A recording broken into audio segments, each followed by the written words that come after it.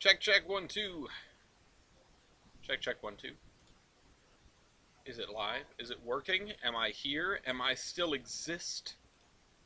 Hello, comrades, and welcome back to Under Construction. That's right, as promised, your regularly scheduled programming has resumed. Let me get everything set up on my end, though. I gotta put some links in places. Hang on a sec. Alright.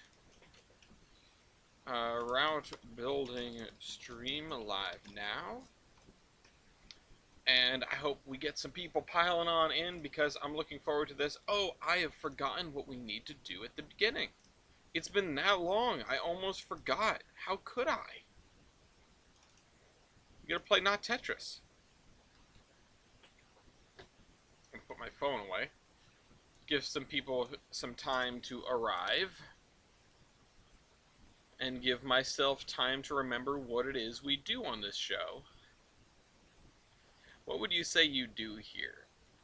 I got back to work after 2 weeks away, a week of wedding prep and then a week of post-wedding bliss in New York City, which was a lot of fun, but also very stressful, because, and for really no other reason than, oh my god, there are too many options for food. Every single time it's like, well, what do are you hungry? Yeah, I'm hungry. What do you want to eat? Well, I don't know. Well, let's find something. And there are 500 somethings within a mile radius. There's every different kind of food you can imagine. And yet, not the one you're craving. Spent so long going like, I need to find the perfect pasta place. I need to find the perfect Italian place. I don't want to do anything like near Times Square because it's going to be, an extra 50% more expensive. And then we ended up going to Margaritaville, which I don't regret. I don't regret, but I don't think I would repeat that. Anyway, all right. Let's see if we can get if we come back and we get a high score. We're already not on track to get one. It's already going kind of poorly. We're eating up lines, single lines. We are, we've already made a mess of the place. It's not on a grid anymore, which it really helps when it is on a grid. And I don't know if I want to cover both walls. That's probably gonna, no, okay, it did not. I was expecting that to, okay, and I just got a message from the Alexa. I don't know what that is, probably telling me that it's raining out, which I'm aware. I walked here. Today was a rare Boston day for me, which, I say rare and I mean it. It's like once every 2 months that I get on the train and actually go to work. And it's always on a Thursday, which means that sometimes, like once every couple of months, it's a very long day for me. And I was determined. I was determined to start this show on time. Also, am I being seen? Once every fortnight. I hope you guys can see this. Can you see Not Tetris? I don't remember if I turned it on. I don't think I turned it off.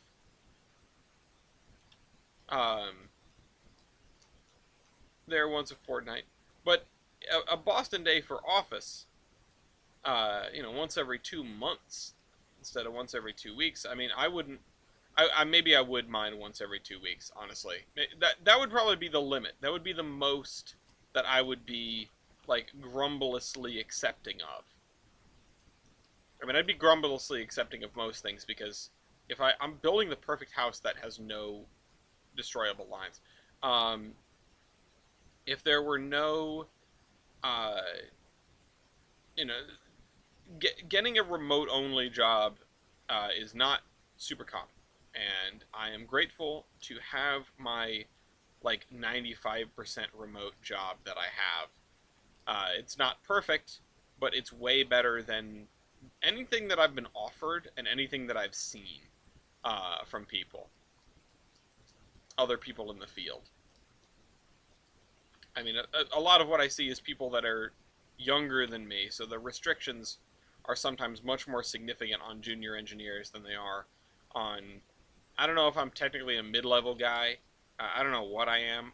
I'm kind of, my professional development has honestly lagged because I don't have certifications, even though I've passed the tests to get them, or certification and test singular, uh, and I'm not really a, like, I don't really interact with the clients much. I don't do professional development or business development, sorry, business development, which is where I go out and talk to prospective clients and get work. I don't manage anybody. There was a brief period there where I was sort of managing people. Also, wow, look what I just did.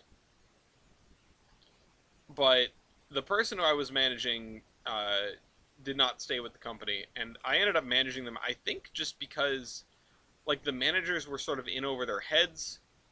That was not a great decision. Um, I've always said that the head of our traffic team is great, and the the biggest problem is that we don't have three of him. Uh, he does a great job. He definitely cares about us. He cares about getting the job done right. He listens to my input. He listens to all of our input. Like, good boss, but totally overwhelmed. Uh, I'm impressed that he keeps it together sometimes with all the different things. Thankfully, we have a couple of people now that have moved into a quasi managerial role. Oh shoot, and are able to pick up the slack a little bit. Because without that, I don't know, the whole team would have crumbled. Surely it would have crumbled. Oh shoot, I was too distracted by checking to see if that made it in. Okay, all right. I'm gonna need to focus up now. We're level 3. I don't know what triggers the levels to go up. I feel like we've gone much higher on the levels in this stretch of time, but we had more points. So maybe it's, oh god. All right, this is it. I don't know how we held on this long, honestly. Oh, what? Whoa! Oh. Okay, whatever. We have to build a Trainz route. And now I'm going to send now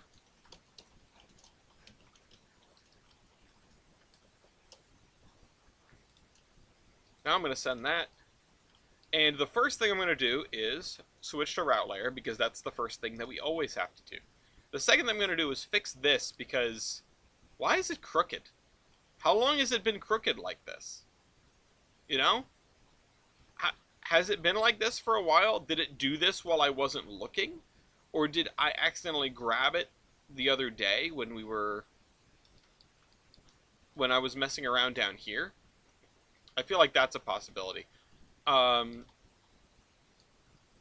This place, I have an idea on what I want to do. Around here. I need a chain link fence. I'm going to do a little bit more detail here. I think we're just going to jump right in because my eyes went straight to it and I thought, I need to fix that. So, seize the moment. Never let, let the winds of inspiration take you whenever you get the opportunity, because they're not always going to come. And that's something I know I've said before. What's up, Chris? We are back. We are so back. And I just need to, it's been so long, I need to get back to espousing the wisdom, right? All of the wisdom. I'm sure that's what everyone comes here for. I need to get back to espousing the wisdom of route building, telling people whatever I can tell them. And one of the most important things is to not hold shift when you don't need to. Okay. Straighten that, and there we go. We have a sort of curved chain link fence. I'm going to put an oil storage tank in here, which is a little bit unsightly for downtown, but it'll have to do. And yeah, this can go right here. Yeah, I don't know what else I would put here. Alright, and then we will Control-Shift-F for the search filter. We're going to get tank, and then I want a small tank that's probably a little bit beat up. I mean, that's not small, nor is it beat up, but it fits fairly well. I wonder how this compares to an actual tank at a gas station. That's... It seems way too big. It's like... This is like above ground swimming pool size. Maybe even a little taller than that. But whatever, I'll leave it. I'll leave it there. Okay. So... Now what? That was the thing that struck me immediately. What do I do after that? And I can fold that up by also doing Control-Shift-F, which is very cool. I like that. See, the Marquette Creations giant drop of steam locomotives just came out, and I want to mess with that. Hello, Pat. We are back. It is about time. I agree. I'll just do trees in this corner, I guess, or maybe I'll do a field in this corner. You know, just make it a little something instead of just saying, oh yeah, the trees go off the end of the map. Oh shoot. Oh shoot. Control-Shift-F. Oh, okay. So when I fold that up, that stays. That's actually really interesting. I don't know how useful it is, because I don't know how often I feel like, hey, this window is taking up my whole damn screen. But it might be useful. It might be useful. Okay. I'll just grab this farm field because it's pretty, like, inoffensive looking. It's pretty brown. I was tempted to do, like, fallow, but I don't know if that's worth it. I don't know if that's the right thing to put in this corner. And the implication of there being a field in this corner is that this farm actually opens up quite a bit, because I don't think you would jam it in a corner if you could help it. And I'm just going to go and cover the ground here with some sort of greenery, I guess, in this corner, because why would there be anything else there? Something I need to check, though, is if I go into, not session, if I go into settings, like full-on settings, hello, Trainz. Yeah, so the process objects behind camera setting is gone, and that's very upsetting, because that was really useful for keeping the game straight. Now, I will say, if I go into the middle of town here, and, you know, I spin around, there's no issue there. What I'm not feeling is... Oh, there was a little bit. What I'm not feeling is too much lag, which is interesting. It says to me that they had to get rid of the process objects, or, you know, don't process objects behind camera toggle, but maybe they did so in pursuit of some greater efficiency. Maybe, you know, if you go back and compare from a couple of months ago, maybe there isn't really a difference, and I'm off my nut. But, you know, maybe there is. So, I hope everyone is having a good Thursday. Remember, tomorrow is Friday, best day of the week. And, of course, as I learned when visiting Margaritaville, it's 5 o'clock somewhere. What a place, Margaritaville. I actually listened to Margaritaville today because I don't know what it is about the place. You know, they managed to turn one, like, decent song into an entire chain of overpriced restaurants.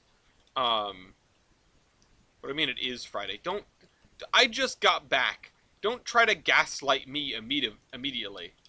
I did. I went to Margaritaville in Times Square because we couldn't decide what to eat. And our feet hurt too much to keep walking. We did so much walking in the city. It was honestly insane. Like, I felt like my feet were raw at the end of every day. Um, if it was a horseman trip, I would have just been putting the pedal to the metal, right? I would have been like, I would have lined up everything we were going to do ahead of time. I would have booked it all ahead of time, and we would have been pedal to the metal doing it. But it wasn't a horseman trip. It was my honeymoon, and that meant we didn't have anything planned. We didn't have anything booked other than the train tickets and the hotel stay. The hotel stay wasn't even paid for until we got there. Um, uh, and we we picked out stuff to do while on the train ride to New York. We just went through uh we went through and just like I threw in some ideas, Gloria threw in some ideas, and we went, "Okay, well, let's see what's accomplishable tomorrow, and then we'll figure out what we're doing, where we're going." Um and you know what? Winging it worked pretty damn well because those mornings where our feet still hurt meant we could just lay in bed or lay on the couch or, watch TV or, just go to like the cafe area and get our not continental breakfast, our complimentary breakfast and look out the window at the construction site next door, which I'm kicking myself because I meant to take a picture of what it looked like at the end of our stay after a week of work and do like a spot the differences, and I forgot. I forgot. We left the building, and then Gloria asked me, did you get a picture?" And I was like, "No. I was completely distracted with everything else under the sun. I was distracted with getting out the door." Um, uh, Good evening, Comrade Orion. Uh, yeah, I mean, again, I can't not recommend Margaritaville. I think it's worth a visit. Um, it's 10 out of 10 for vibes. The food is maybe like 6 out of 10 for the price you pay. Like, the food itself is decent. It's much more expensive than it needs to be. Uh, but the vibes are immaculate. Um, and I think that's going to go down in history as a highlight of my trip, is going to Margaritaville. Even though,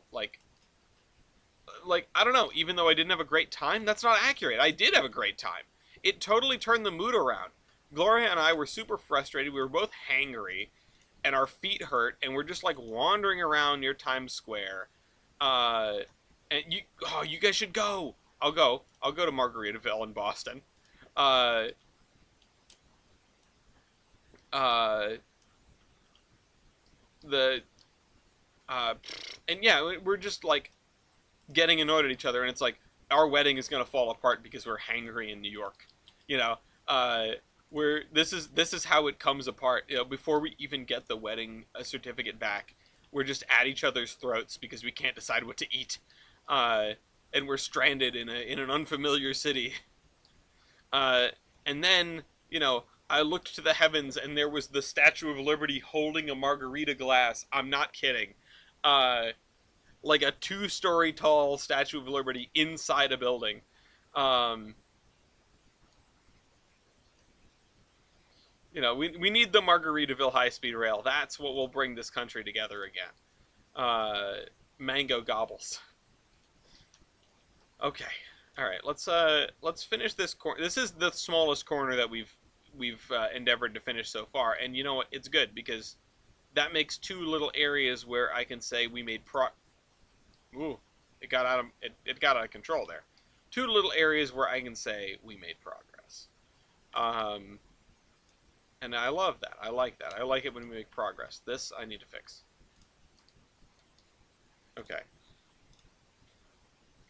Cheeseburger in paradise. Sorry, cheeseburger and high speed rail. Yes. Um, and speaking of high speed rail, Gloria and I took the Avelia to get down there, which was a fun experience. It's pretty good. It's pretty nice. It's smoother. It's quieter. Um, it is. I mean, that's kind of it. Like, the fact that it doesn't have cafe seating is kind of a bummer, but it's not the regional. You have a seat to go back to, and the seats are are pretty big, and they've got tray tables, and they've got footrests, which is nice to have because the Amfleet 2s don't have footrests. Only the Amfleet 1s do.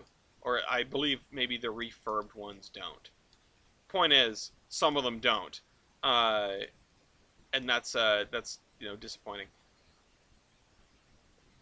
The ones with the footrests are nice. Took the regional into Boston, I was wholly unimpressed. It's not impressive, you know? It just is. The nice thing about it is it's there. I don't think anyone is getting on the T in the morning and being particularly impressed, or getting on the regional and being super impressed. I mean, the only thing that might be impressive about it is the times when you're zipping through, you're zipping through someplace and you're going 125. Um, and I'm sure the Avelias are going to be trouble for a little while, but they'll work the bugs out given time. It's what always happens, you know? Uh, the... Oh, shoot. Oh. Oh, interesting. Everything from the original Acellas to the P42s to the, you know, to the ACS 64s to the uh, to the Chargers have had, pretty significant break-in periods. It's frustrating that you cannot buy anything off the market that isn't broken out of the box, but I don't know, you got to roll with the punches. And part of me wonders if it was always this way. Uh, Steam, Steam crews hated diesels because they were unfamiliar and new. Yeah, I mean that makes sense too. Uh, but see, and uh, honest to goodness, Pat, you got lucky. Like, not even kidding. It is very unusual that, or maybe lucky isn't the right word, but it is certainly unusual that the a flight into TF Green is cheaper than the equivalent flight into Boston. It very rarely happens. Um, so that's pretty good. You know, I used to be very thrifty with travel. I used to always spring for the most economical option and figure it out from there, right? Which I think is perfectly fine to do, especially if you are young, if your constraint is money, obviously, right? Um, it's I was for a long time like, I would plan trips around thriftiness, and I would advocate for it. And I'd say, oh, you can save money by doing this, this, and the other, even if it's a little more inconvenient. Uh, I am getting to a part in my life, a phase in my life, an age perhaps, where I no longer value the dollar above all when it comes to my travel planning. I am like, I've taken the Acela a few times, mostly for the novelty, um, but by and large, I'm still trying to be thrifty. However, I'm reaching a point in time where I am interested in spending a little bit more for the sake of convenience. And, I know to some people that on its face sounds like anathema. Like, it sounds like the worst thing you can do. Like, oh, I am accepting a convenience fee, right? But that's not really what I'm doing. I'm just not springing for the race to the bottom, least expensive option. Um, oh, I need to find a bridge for this, don't I? When I can find something that gets me there and I have to worry less. That's worth a lot to me now, or it's worth something to me now. It's worth an amount that is not insignificant. Um, and that's a change, That's new to me. Um, if you want rides in the old Acellas, get them while you can. By this time next year, they won't be here. I will believe that when I see it. I am fully aware of the fact that the Acellas are not something that Amtrak enjoys operating. And I know that they are well past their expiration date. And Amtrak is more than happy to shuffle them off this earthly coil. However, Amtrak has no shortage of capacity problems, and even if the prevailing sentiment right now is, yeah, we need to get these guys out of service like yesterday, I'm not, I don't think it's over until the fat lady sings. I don't think they're done when they're done. Uh, and right now they ain't done yet. So, hopefully the Avelias they're able to work the kinks out of the Avelias, uh, and they can, get them running en masse and solve the capacity problems the NEC is facing. But even then, the I mean, you could definitely have, I could see a set going to IRM, or at least a power car. Um, there are, and this is wild foamer speculation from this point forward, but there are places the Acellos could end up on the Amtrak system. Of course, it's all in the Northeast Corridor because nothing else is electrified unless they really want to get bold in the next couple of years, which, they won't be getting bold because where are they going to get the money for it? Not with this administration. Certainly not with the government closed. And, but with the, like, Bud don't break.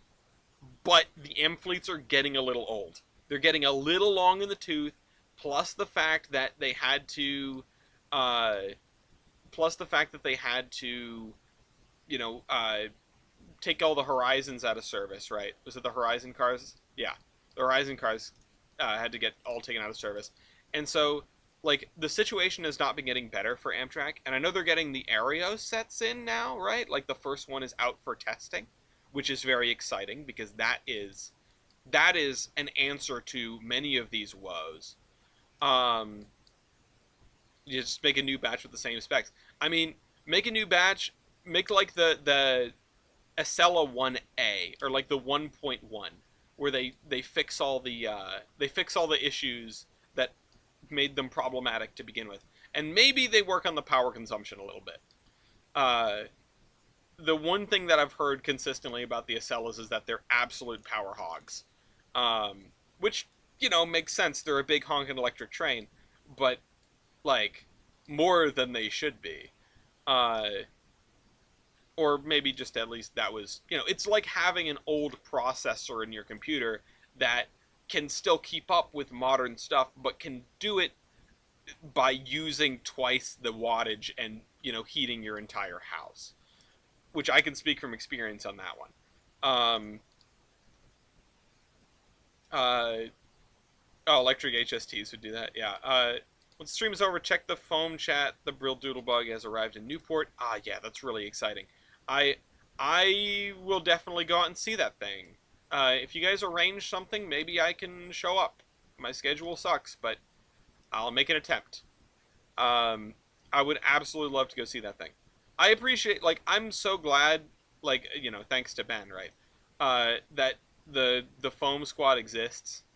Thanks to Scale Trainz, really, and thanks to myself for setting up the Scale Trainz visit to the club. But like, I'm so glad that there are like local foamers in my area these days because I don't go out to see trains. I never saw an Avelia in service until like the week before the wedding. Or not in service, just like moving. Like I saw them stationary plenty. I've been to Philadelphia. Uh, but I never saw one moving. I didn't see any of the test runs. Nothing like that. And like a couple blew by me while I was on the tee, but I didn't see I didn't see one doing anything other than sitting at 30th Street.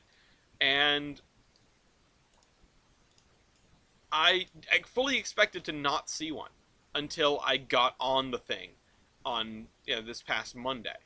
Uh, you both you work too much. Well, listen, at least you're getting paid. I take on too many commitments, man.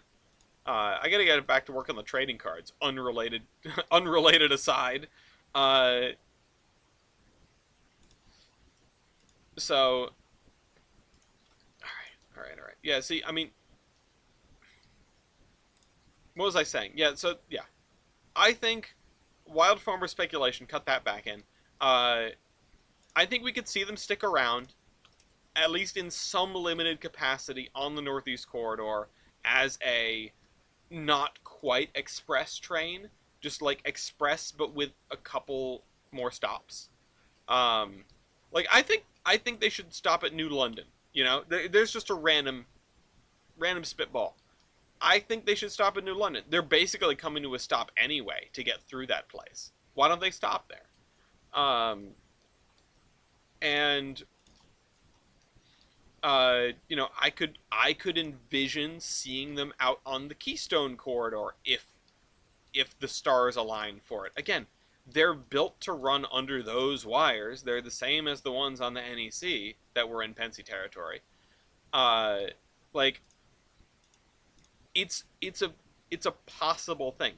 Um, they used to, not they used to. There are other electrification, a Philly DC train, yeah, or like a maybe like a Harrisburg DC train. Uh, there's room for more services. There's room for more trains in a lot of places on the NEC, and I doubt Amtrak wants to just throw all this capability in the trash. I mean, look at everything else they own. They're not going to start retiring stuff until they have to, and I don't think they have to yet. Again, they might be a little problematic right now, but I don't think they have to yet. I'll believe it when I see it.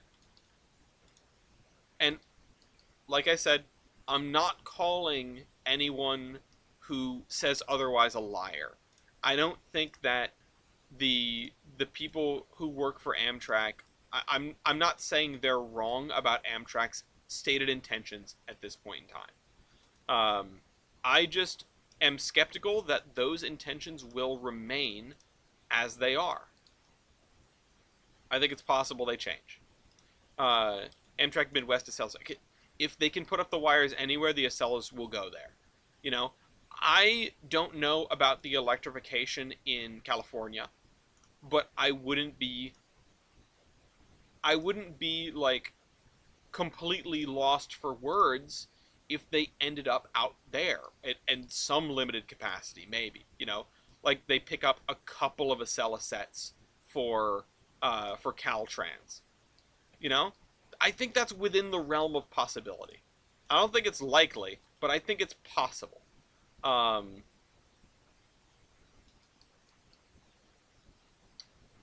and then there are not too many other places that are electrified, like the South Shore in Chicago. I don't think they have need for an Atlantic. Um, uh, a lot of the old Milwaukee Road territory was electrified at one point. I mean, yeah, a chunk of the Pacific extension was at least. But unfortunately, I don't think there's any overlap between existing, or I don't think there's any overlap between surviving Milwaukee, like ex-Milwaukee trackage, and formerly electrified Milwaukee trackage. You need to ask like Bender for that. I bet you he would know off the top of his head. Um, but you know, I I mean I wouldn't be opposed to it.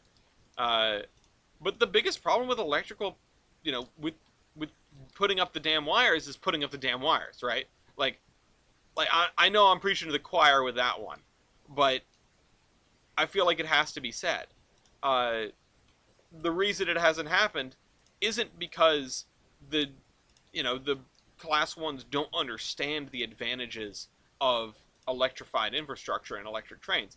It's because it costs a lot of money to engineer straight up where to put the poles. You know, if you have an established yard, if you have an established main line, if you have anything that's been built out already, you are reverse engineering your wire placement, and that is a tremendous amount of effort. It's not impossible, not by any means, uh, and it's not a it's not something that's somehow beyond the capabilities of a class 1. But this doesn't look great. Um, but it's something that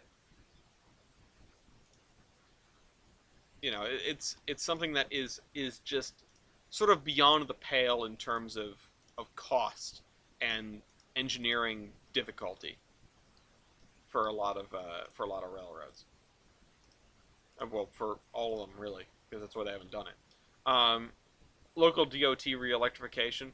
I mean, the problem with that is the problem with that compared to a class 1 is, sure, a class 1 has to get the shareholders on board, but they can still sort of act with impunity at least for a little while. Local municipality stuff, you've got to get the taxpayers on board, and your pockets, even if they end up being as deep, they are much less exploitable than the ridiculously deep pockets of someone like CSX. If CSX wanted to electrify, they could start an electrification program tomorrow. They have the capital. They could do it. But if like the MBTA wanted to do it, and it's not like they don't want to do it. They've been paying lip service to it for God knows how long. Uh, it would be it would be a long road to start that process. Um, Before the engineering can even begin, before any money is put into a project like that. And I'm not saying they shouldn't do it. Again, it's just that's where we're at. Uh, I also have another podcast, so I haven't seen like crazy tornado related train wreck stuff. I am aware of the situation in Jamaica, which for what they're dealing with down there, I'm impressed that it's not worse. I guess that's the silver lining, is that it could be a hell of a lot worse. Um, Absolutely, my heart goes out to anyone impacted by severe natural disasters such as these. Nobody deserves to have their home blown out from under them. Okay, come on, Trainz. Uh, the other thing is with DOT projects, right? Like I could see Amtrak Midwest being there. Basically, at this point, we're not really talking about where the Acellas can go. We're talking about where would make sense in this wide, wide world of ours to electrify a corridor. And there are a couple I can think of. And they're mostly these places where Amtrak already does corridor service, or an equivalent, right?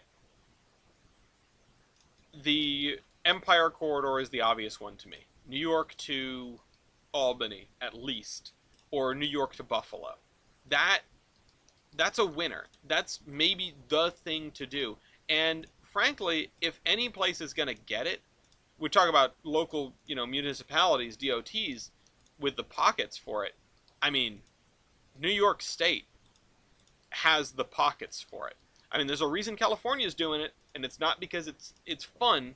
I mean, it is in part because it's good, but there's a reason they're doing it and nobody else is. They've got money. They've got like the fourth largest economy in the world. California practically props up the rest of the country sometimes. But they're second only to the other humongous powerhouse states, Texas and New York, and sometimes Florida. California's not doing anything. I mean, it really. I mean, they're still working on it though. They have money in the coffers, and they've got plenty of stateside money to keep it going. And I have, frankly, very little doubt that Newsom has the political will to make that happen. This is kind of his state's marquee project. But They also said they pulled the funding for they said they shut down the uh, what is it called? The Gateway project, and they didn't. I don't know why they said that. It's it hasn't stopped. Um, so I it's just I mean I don't even know how to begin. It's just the ridiculousness of somebody goes on the news and says like, oh, we canceled the projects, and people go on the news, they can say all sorts of things. Um,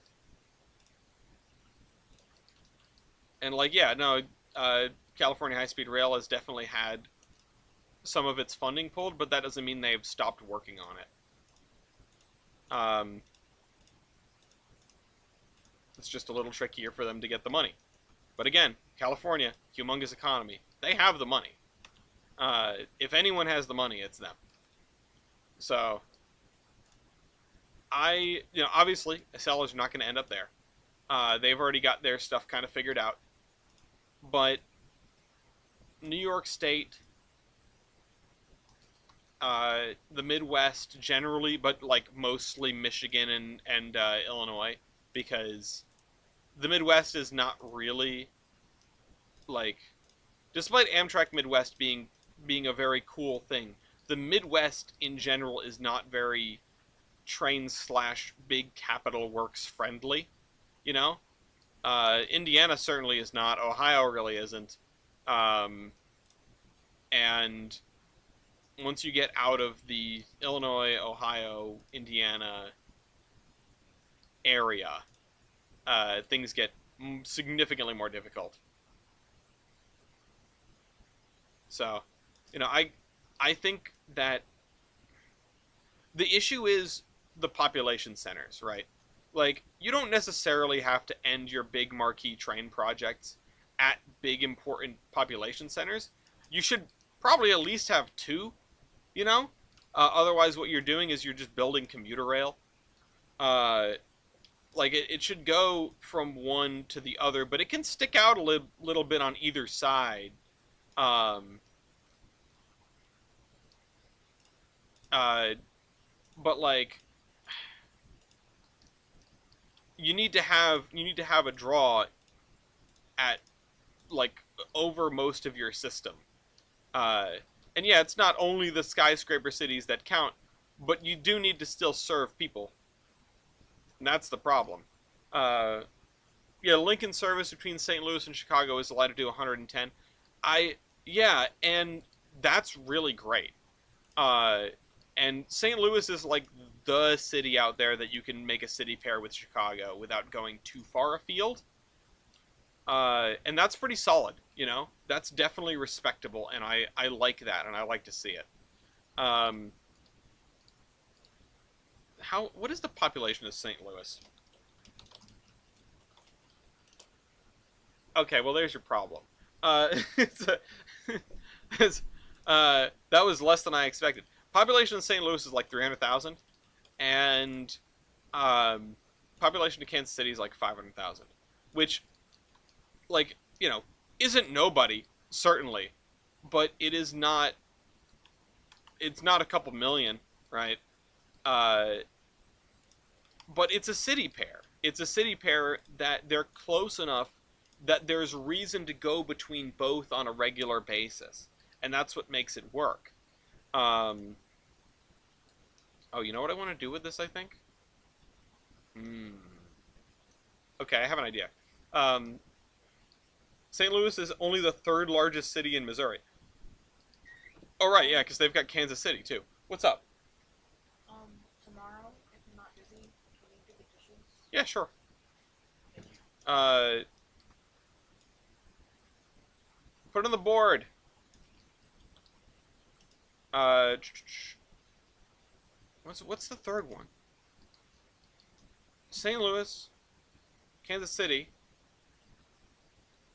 What's the third one? My Midwest geography is failing. St. Louis, Indianapolis, Cleveland. I mean, yeah, honestly, you just need to get Indiana and Ohio on board, which there's your problem.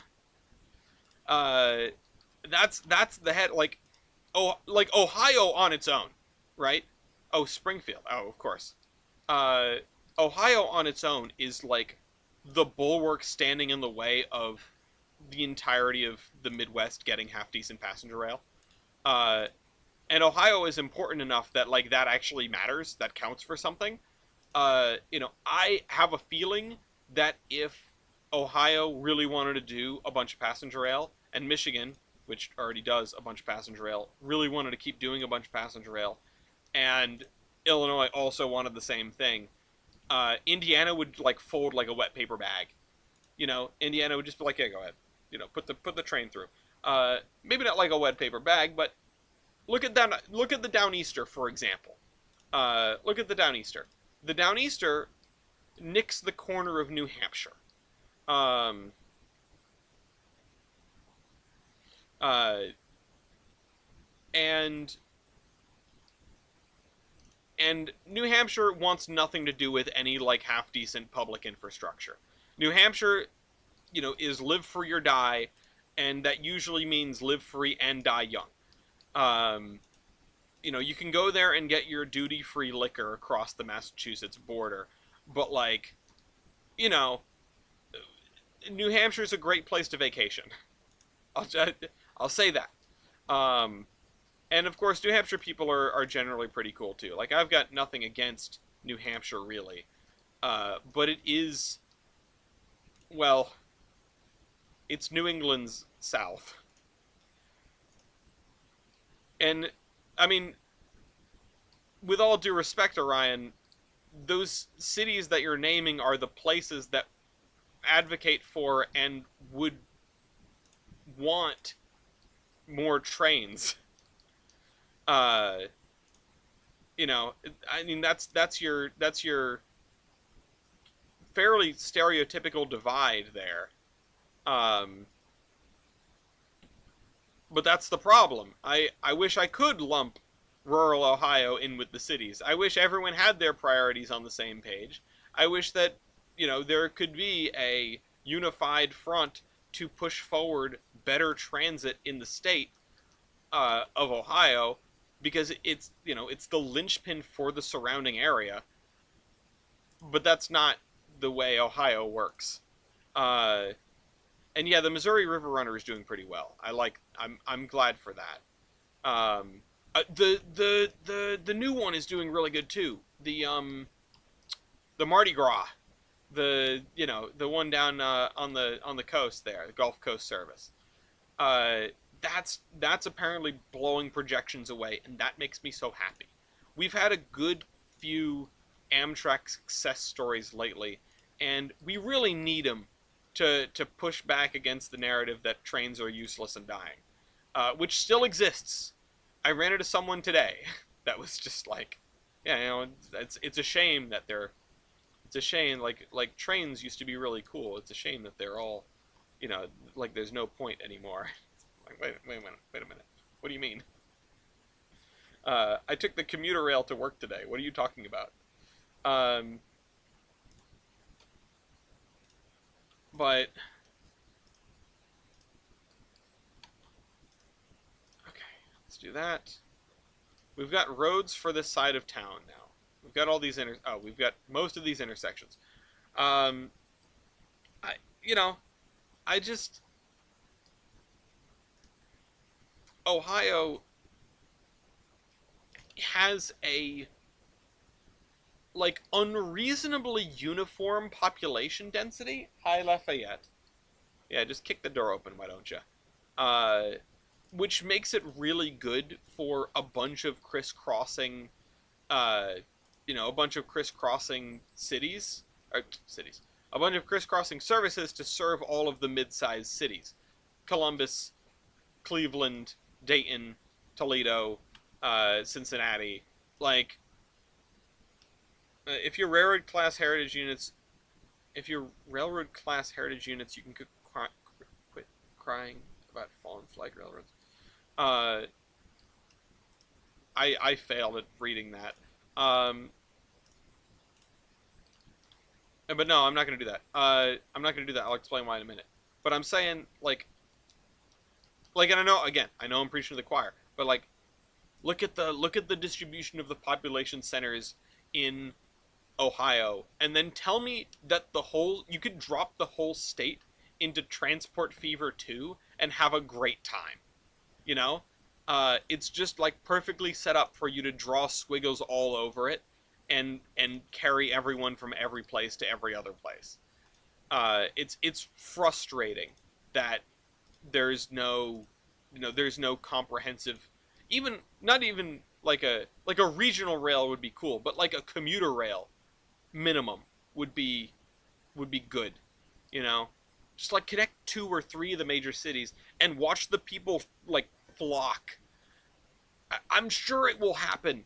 They're just I say there isn't the political will. The people that the people that get elected in Ohio are not the people that want there to be more trains. Like, again, thankfully they're not Indiana. Uh, like, somebody correct me if I'm wrong, but didn't they outright ban light rail in Indianapolis, which is an insane thing to do? Uh, because if you don't want it, then just like don't build it. Like, you're the state government, just like don't do that, or the city government. Um, why do you need to make it impossible for? Why do you need to make it more difficult for people in a hypothetical future to that have changed their minds? To get half decent transit. It's so it's so just boneheaded. It's like we don't like this, so we're gonna do a show of force against trolleys. Our greatest enemy. Uh, Dayton and Cincinnati are close together. Every other big city ain't. I mean, I disagree. I disagree. Hold on, I'm gonna pull up the map. I'm gonna pull up the map and make some measurements, because if we look at, I'm gonna use another city pair as an example, and I'm not sure if the population density necessarily matches, but Albany to New York is 130 miles. I mean, you could actually extend that all the way out to Buffalo. Like, Columbus and Dayton is 60. Columbus and Cincinnati is 103. Columbus and Cleveland is 128. Cleveland and Toledo is 95.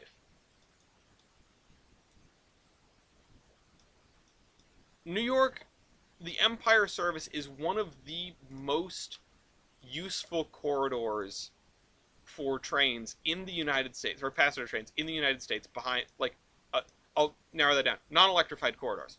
Um, uh, like, oh, shoot, what is this doing? Uh, you know, they may not seem that close, but that's a couple of hours drive. That's really close. That's well within the scope of what you can do. Uh, you know, look at the Empire Service schedule to Buffalo, even, and and like just just look at it. Look at the frequency of trains. If you had one train a day, uh, so are so hello Solaris, the long hauler rail fan. So are you able to build in trains? I don't know. You tell me. I'd like to think so. Are you asking the general question, or are you asking me specifically? Because me specifically, I don't know. I think I can make some stuff. But that doesn't mean I'm very good at it. All right, that looks hideous. Remember what I just said? You know what? What if I have an idea. Uh, but if you're unfamiliar with Trainz, the game series, then yes, absolutely you can. Trainz is the second best model railroad building game behind Rolling Line, and it's starting to look like no, this is one of the marquee features, one of the most important features of Trainz Railroad Simulator is anyone can build their own route, and it is the thing that has kept me, here for all of these years. I mean, I picked up Trainz. I didn't pick it up. It was not my choice. I received Trainz 2006 as a gift. That was one of the first iterations. It was also one of the first iterations with Surveyor built in, which Surveyor is the mode where you can build your own railroad. Now, the nice thing about this, or perhaps the thing to be aware of, is this is not Railroader. This is not Railroads Online. There is no economy unless you make one. It's not a game. And I use the term game not derisively. I'm using it in a way that says what a thing is. I'm not saying a simulator is better than a game or a game is better than a simulator. I'm saying a simulator is focused up on the running of the thing, and a game is focused on some sort of mechanics with progression. And both can have, a game can absolutely have simulator elements or things that are simulated inside of it. One of the best train pieces of software on the market is Derail Valley. I cannot recommend it enough. And it has incredible levels of simulation. But, I'm just putting that disclaimer out there because I know some people will take issue, and I'm not disparaging simulators or games or whatever. I replace spline with selected asset. Actually, wait. BNSF. Nope. BNSF 50. I want the... Yeah, there we go. Invisible road. And then replace a selected asset. Oh, it's a little too invisible for me. Interesting. What type of maps are they, like Railroads Online, or are they based on IRL maps? So, you can start wherever you want. What you're seeing out here is what a map looks like when you first touch it.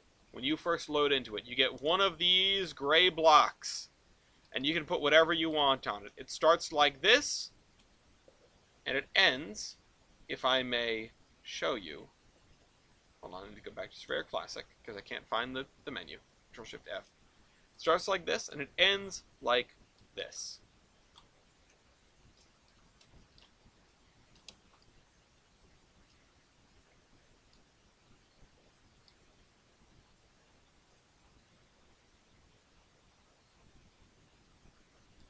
So, you can do an awful lot.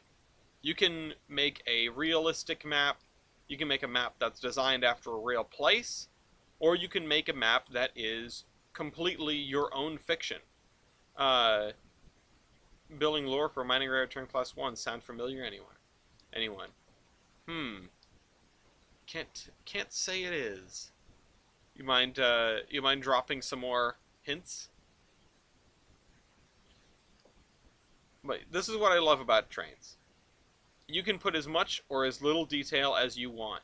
You can have a route that is just some industries and some track, or you can have a route that has extensive cityscapes, roads and houses and cars in the driveway, and schools and churches. Just anything that you could think of. And the best part is, you buy the game once. There is a subscription package, but in general, you can go without it. You buy the game once, and the rest of it is virtually all free. There's some payware out there, but there's a wonderful... Oh, hello, train that I left there. There's a wonderful tool called the Download Station where you can find just about anything your heart desires. Interesting concept would be a super unique experience for railroad games, and such would also be a great way to plan a model railroad. Yeah, absolutely. I definitely recommend not specifically using Trainz to plan a model railroad, but it's a very good use of the software. It's also a great way to explore historical contexts, as in, you can rebuild your town as it was in the 1920s. Pull up a map and then plop down some buildings and see what that might have looked and felt like. a long time ago, a friend of mine was working on creating the entirety of our state in Trainz, backdated to 1922. And we spent an awful lot of time sifting through maps and historical photographs to figure out what might be where. Um, and yeah, if you want your correct landscape, there is another external tool that you can buy called Trainz, which uses real life geographical data to create the landscape that you can then build on. And that is super cool. Oh, hey, look, it's the person who was building this entire state of Rhode Island that I just mentioned. Point and go up. Okay, hold on. I gotta get back over here because I gotta get back to work. It's only 8 o'clock. Um, it's kind of crazy, and because we've been starting so late. Um, oh, TJ, I must have summoned you. I literally just mentioned it like right before you joined. Um, so, all right, yeah, this is gonna be like a giant scrapyard or something. I don't know what I'm gonna do with that. We did all this over here. Today, Railroader gets Mikados. It was released a surprise early, a Spookoween, uh, uh, a gift, whatever you want to call it, a trick or treat. Well, no, I guess it's just a treat. The trick was that it was going to come out tomorrow, but it came out today instead. Um, and I am itching to go mess with it. So the IRL maps, I assume you can upload information from the USGS and FRA. You can get stuff. I think it uses the USGS, um, and it will. The software that the Transdem software, it will attempt to put in track and streets for you. Uh, you basically have to do it yourself though. It'll put them vaguely where they ought to be, but track building in this game is an art. Maybe not an art as much as it is in like Ye Olde Railroads Online, because I remember back in the day where absolutely that was an art. You couldn't get a damn thing done if you didn't know how to play the system properly. But um, there's definitely a knack to learning it. If you if you are someone who likes the act of building,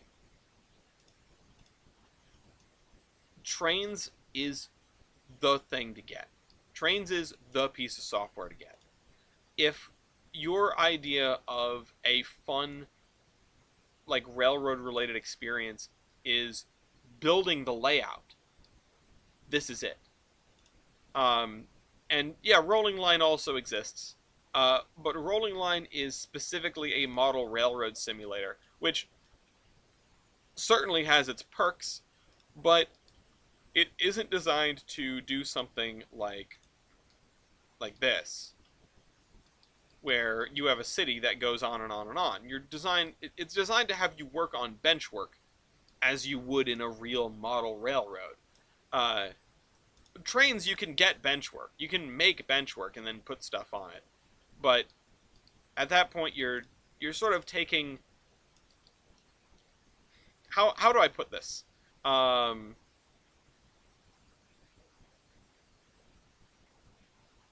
uh no, Railroader has not released the Maintenance Away update yet. That I'm waiting for that, partially because I'm hoping it's going to fix some of the map loading issues, but 500 gravel cars. That's a, I can't wait to mess with that. But also I'm kind of dreading it, right? Because when a game like Railroader updates, all the mods break, and then everyone's got to scramble to fix their mods, and like just like inject all of Lego's mods right into my veins. Um, and I don't I think it's gonna be like when I used to play modded Minecraft a lot, and I still play modded Minecraft a decent bit more than I play vanilla, but I play on an old version, so I'm not like trying to keep up. But it's like, oh, we went from beta 1.6 to beta 1.7, or 1.5 to 1.6 even. That's like the bug fix update, and it's like, oh my god, all my mods are broken. I can't play the game. How am I supposed to play this vanilla experience that's been tailored to work in this certain way without adding all this stuff that the developers never could have imagined? Uh, I can't play Minecraft without Mo creatures. Um, Rarer TOFC mod. I was looking through all that stuff. Yes, the TOFC cars, and there's a whole bunch of other like modern freight equipment. You could totally do Railroader, but it's like 1990. Uh, and it's really impressive. Honestly, it's really impressive. Um, yeah, and I definitely don't. I like I respect the hustle of not using mods. I am someone who will either play a game just straight vanilla, or I have to basically overhaul it myself. I either want the experience the developers intended, which, that's the normal thing to want, or the experience that I intended. If I'm modding a game, it's because I have decided that it's going to become the Ellis edition. You know, a, anyone here can tell you about the OpenTTD server, which will come back someday, where it turned into it went from oh, we have an OpenTTD server. Oh, look, these are some cool mods. Hey, wait a minute. What if I turned this into an idle game? What if I took one of Chris Sawyer's greatest creations and gave it made a single round of gameplay take 3 months? Uh, and you know what? I effing love it. I love it because it means I can mess with it for 2 hours, leave it alone for an entire workday, and come back and I haven't missed a trick. Uh, I'm very happy with my OpenTTD mod pack. You know what? I think I want like a paved square with a fountain in here. That's what that feels like. I'm looking at that, and for whatever reason, it's saying Venice to me, which doesn't make any sense at all. But that's what it's saying. Um,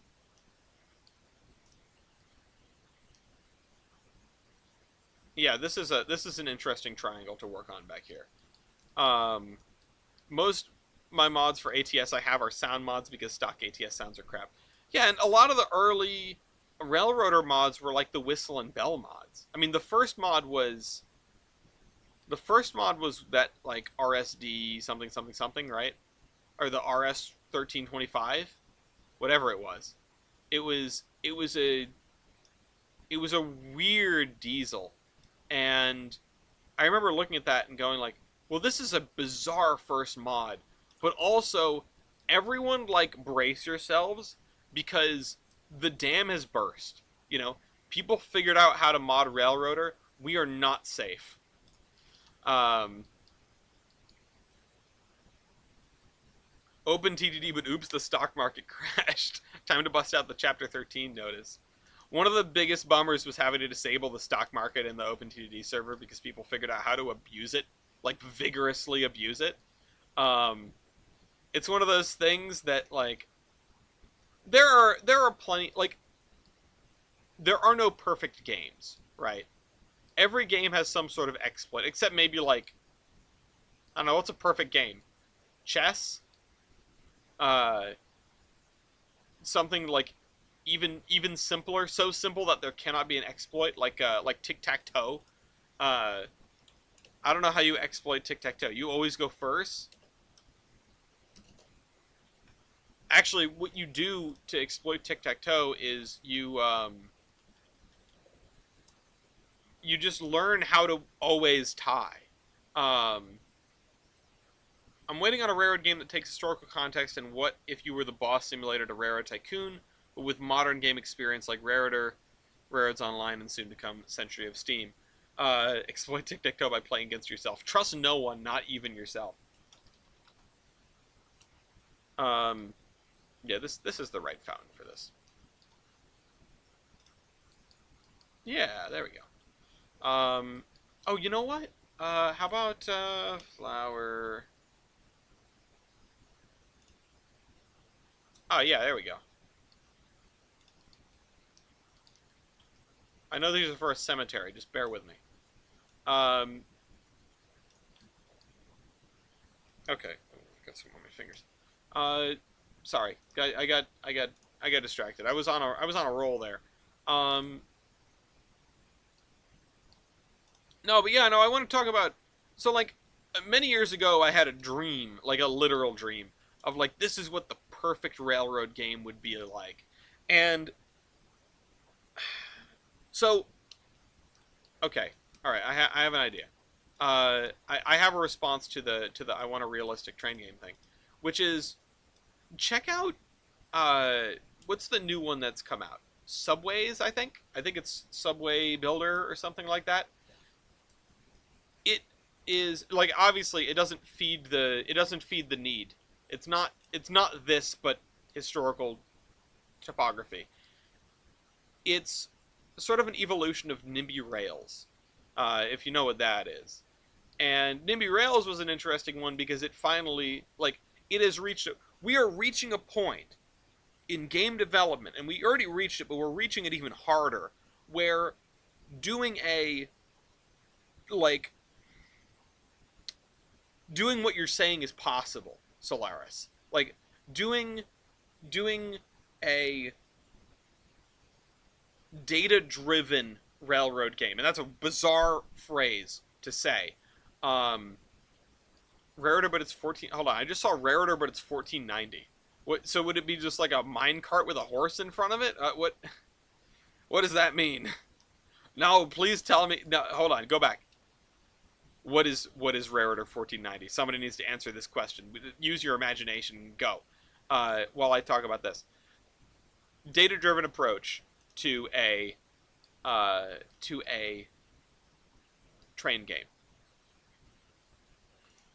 I think it's getting increasingly more possible. I think we are getting better and better at collecting these big mountains of data and doing something with them. Uh, I don't want to give props to the AI crowd, but if nothing else, it has shown the ability of modern computing to sift through, not sift through, like consume and then repurpose enormous mountains of data. Um, like that's really significant just in a vacuum.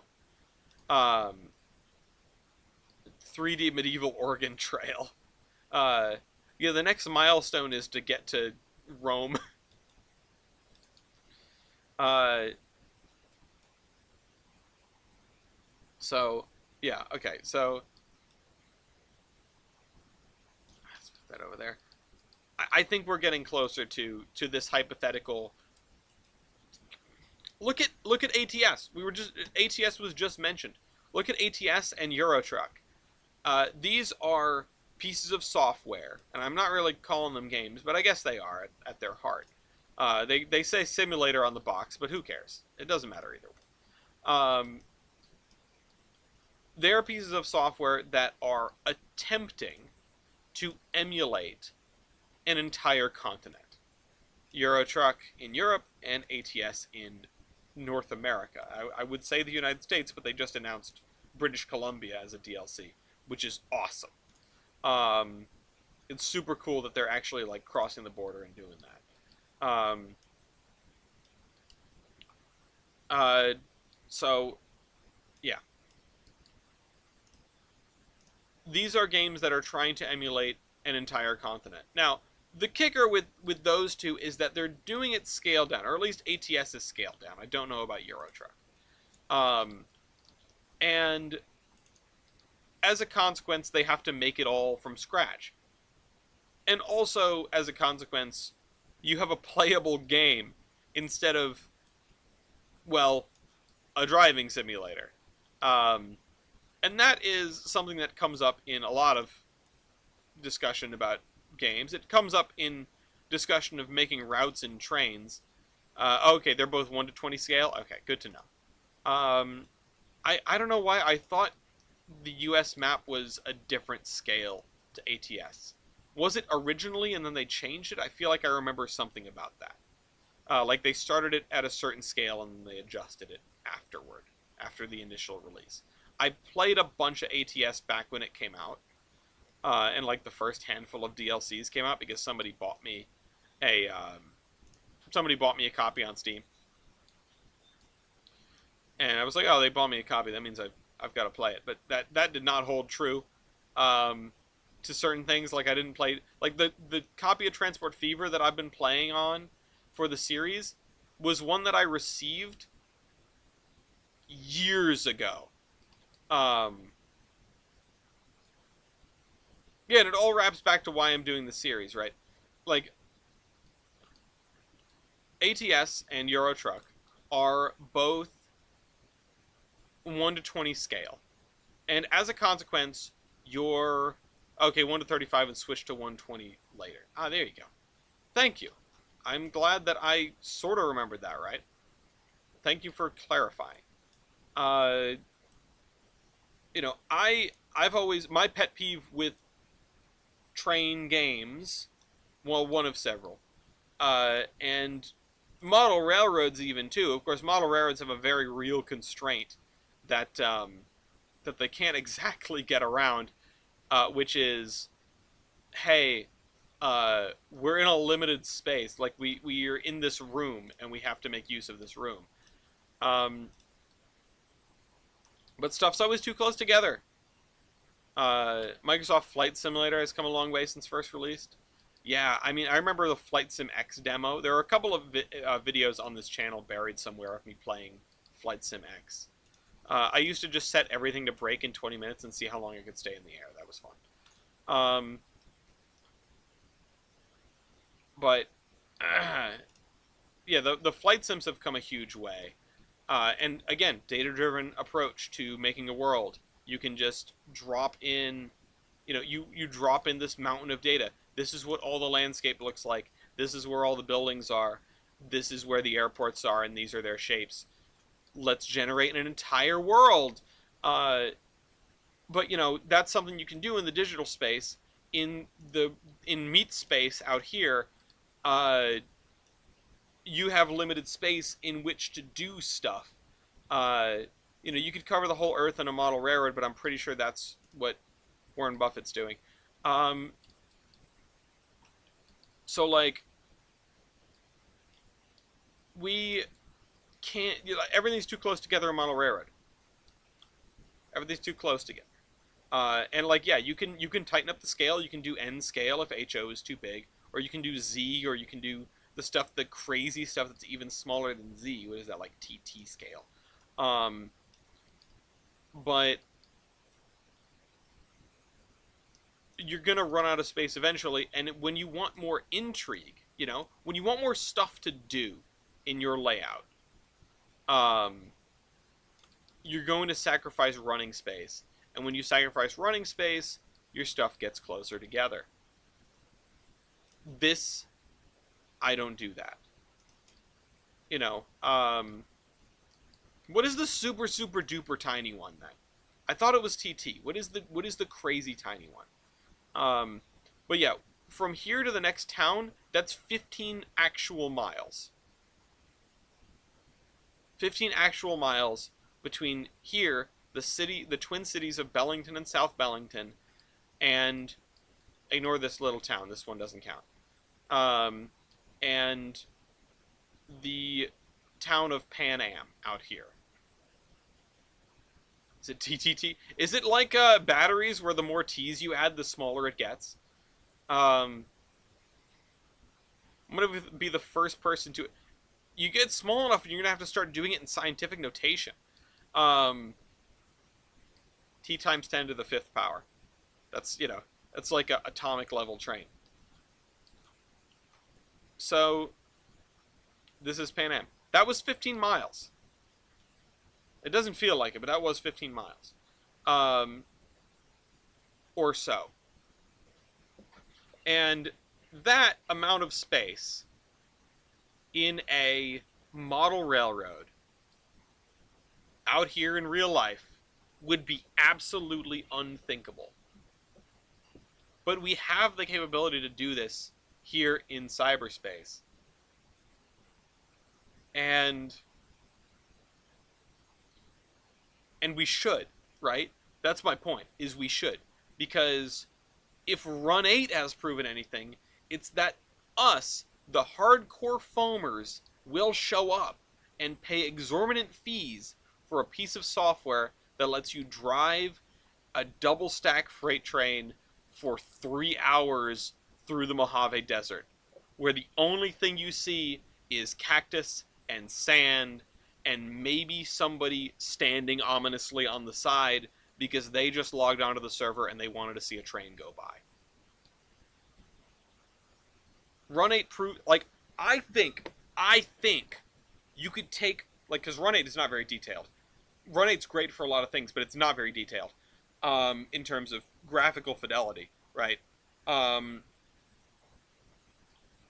and you could take whatever they're doing there and just like take the enormous bucket of data that the US federal government has and pour it into that software and get like you get Run 9, which is the entirety of North America and all the tracks work, right? Like I think doing that, like we are at a place in history where it's computationally possible to do that on some level, not very well, but you could do that. Um, a lot of people enjoy building a super historic railroad with adequate models and infrastructure. I have been a member of a club that was literally renowned for its layout, for its models and infrastructure. I was a member of the New England Berkshire and Western.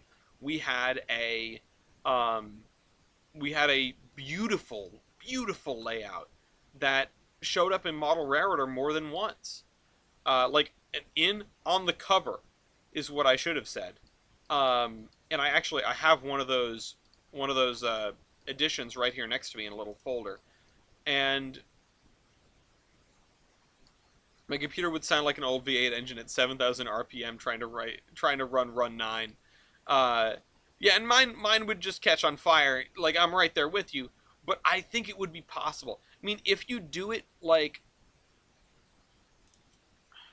the largest Minecraft world is like 8 million times the surface area of the Earth, right? Something insane like that. It's like Dyson sphere size. If that can exist, and I know no one's generated the whole thing, um, but if that can exist and just load by chunks, this can exist too. Now, I'm not saying you'd be able to have trains running on all of it. That would be a little bit nuts. But if you said, hey, today I want to experience Saluda Grade. Today I want to experience the Northeast Corridor between Boston and New Haven.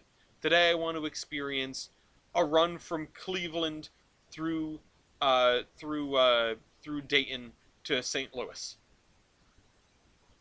You could do that. You should be able to do it. I think we're within like here's what you do. You take all this data, you pour it into something that gives you a really rough graphical representation of it. Nothing crazy, nothing where you have to worry about scenery, nothing where you even need to worry about like the tracks necessarily snapping correctly.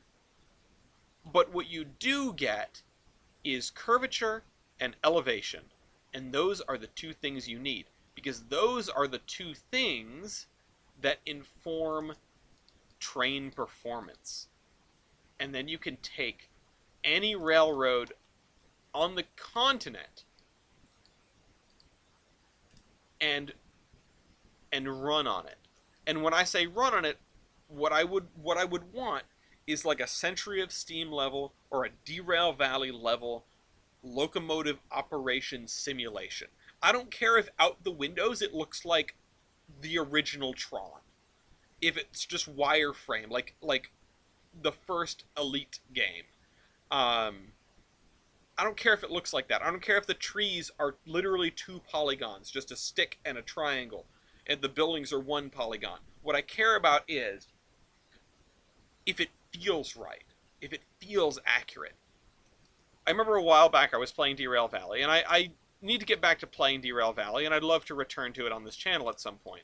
Um, or even in the server, I expressed a desire to attempt the Derail Valley multiplayer mod with persistent jobs, because that's something that I told the developer that I would do a really long time ago, and I just have not been able to. But I think that would be a fun little exercise to see how that works and how it doesn't. Um, and yeah, let's do that. Uh, and I remember driving the steam locomotive and then going to visit the Three Quarters over in Conglorongo and going up Kenosha Pass and thinking to myself, I want to know what it was like. Like the thing I desire most right now, if they gave me the Jack Sparrow compass, it would point to a computer with Derail Valley Kenosha Pass DLC, which wouldn't that be effing awesome?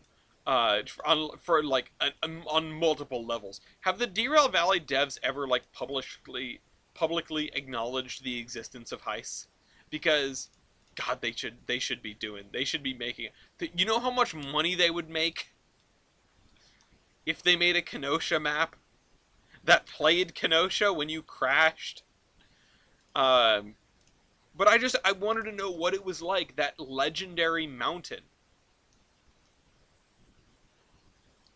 I wanted to feel firsthand why it was such a humongous pain in the neck to run, and you know, I don't drink, but maybe get a couple beverages in me and just see what that engineer experienced in his last moments. Uh, yeah, and I mean, yeah, no, of course Ice would love it. Uh, but I'm saying they should do it for him. Uh, uh, I would love it though. Also, is the important thing here. I would pay $50 for it. I'm that's just a random number I threw out there, but I'm just gonna throw that down there. I would pay Run 8 DLC prices for Derail Valley DLC, and I would be happy about it. I'm not happy about paying Run 8 DLC prices for Run 8 DLC, but I would be happy if it were Derail Valley DLC. Um, Got to read that story of accidentally avoided it. The Kenosha Pass story. Uh, I I wonder where the best retelling of it is. Um, I wonder if there is a like a definitive from Heist edition of the Kenosha Pass story, because I'm pretty sure I heard it from Weibold. You know, I've the first time I learned of the Kenosha Pass story, it was via someone who would become 1/4 of one idiot. Um, he was still growing up. He was still an eighth of an idiot back then. Um, and like that's the place to hear it from. Maybe I should have had Weibold tell it at the wedding instead of a best man speech. Oh yeah, no, I know you're my best man. You don't need to do the speech. Can you like tell the Kenosha story? I just need everyone to hear it. Uh, yeah, that would have been a winner. It would have been a winner for plenty of people. None of those people are my mother, so it therefore would not have been a winner for me. Okay.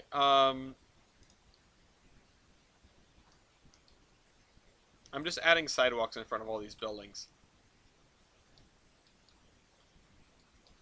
Oh, we've still got this area in here that I started working on. I'm getting lazy though. You can tell. I'm just like, yeah, this is definitely, yeah, this is fine. This is fine. Obviously, it would be like this. Um, Vow retelling in like 50 years, he can do it there. Yeah, okay. I like where your head's at. Um, Okay, I need some grass to go in here. Oh, this is not the grass that I thought it was. These are not the grass you're looking. Come on, Edge. Can I do it the right way around for once? Okay. Uh. But yeah, no. Sorry. See, now I'm like thinking. I can either talk or I can work. You guys have to pick. Just kidding. You don't get to decide. You're not in charge here. Um. The more you talk, the more I talk. The less you talk, the more I lock in. But I need to do something else here.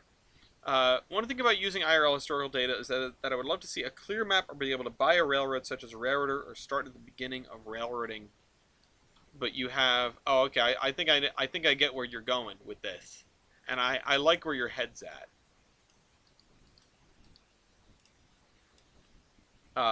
But yeah, just like railroader, but it's the whole damn planet. Or whatever. I mean, that's sort of like, with all the actual train stuff abstracted. That's basically Merger Mania. So that's something. Okay, let's do... No, come on. Is 40 degrees right? I don't know. Start at a port such as a river, canal, or ocean. Yeah, so you can get your first stuff, right? You can get the imported... get an imported locomotive, bring in tracks, set up industry, right?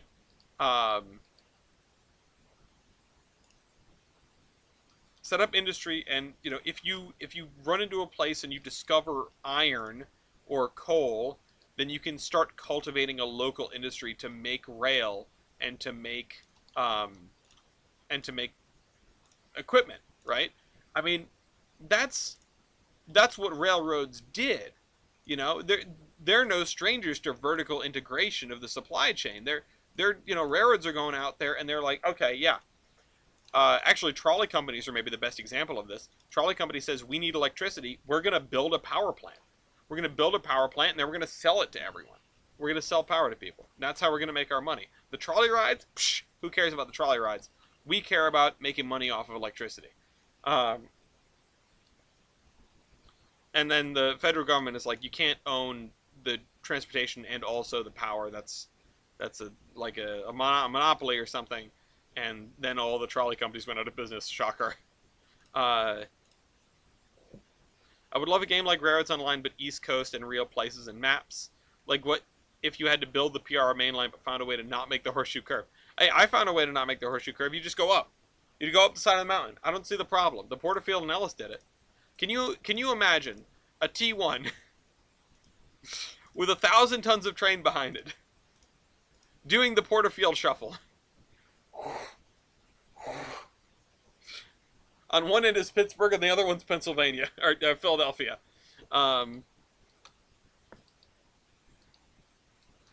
Rolling through Altoona at the speed of sound.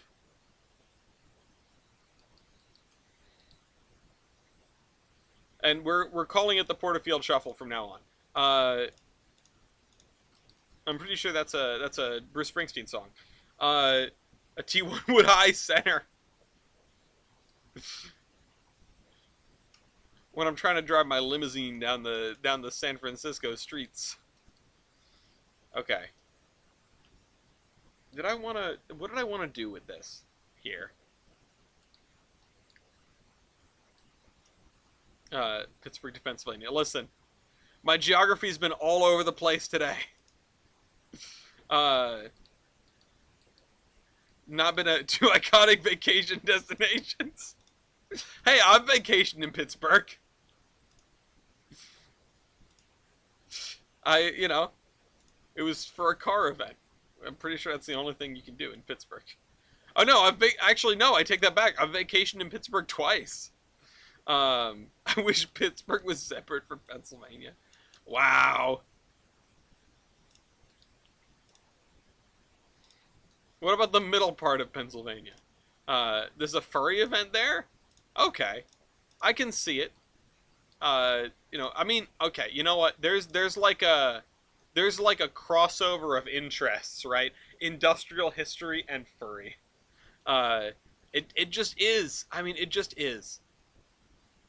uh, some days I feel like I'm missing out. You know, I'm like, I think about it just for a minute or two, and I just can't come up with a persona that I like. I don't identify with it, which sort of speaks to its legitimacy to me because if I can't like will myself into getting it, then obviously there's something to getting it that I don't have. Uh, you know, it's a it is what it is. Uh, 19th century OSHA violations build character. Hold on, what? Hold on, go back. Uh, Middle part is harmless, and just the East Broad Top and racists.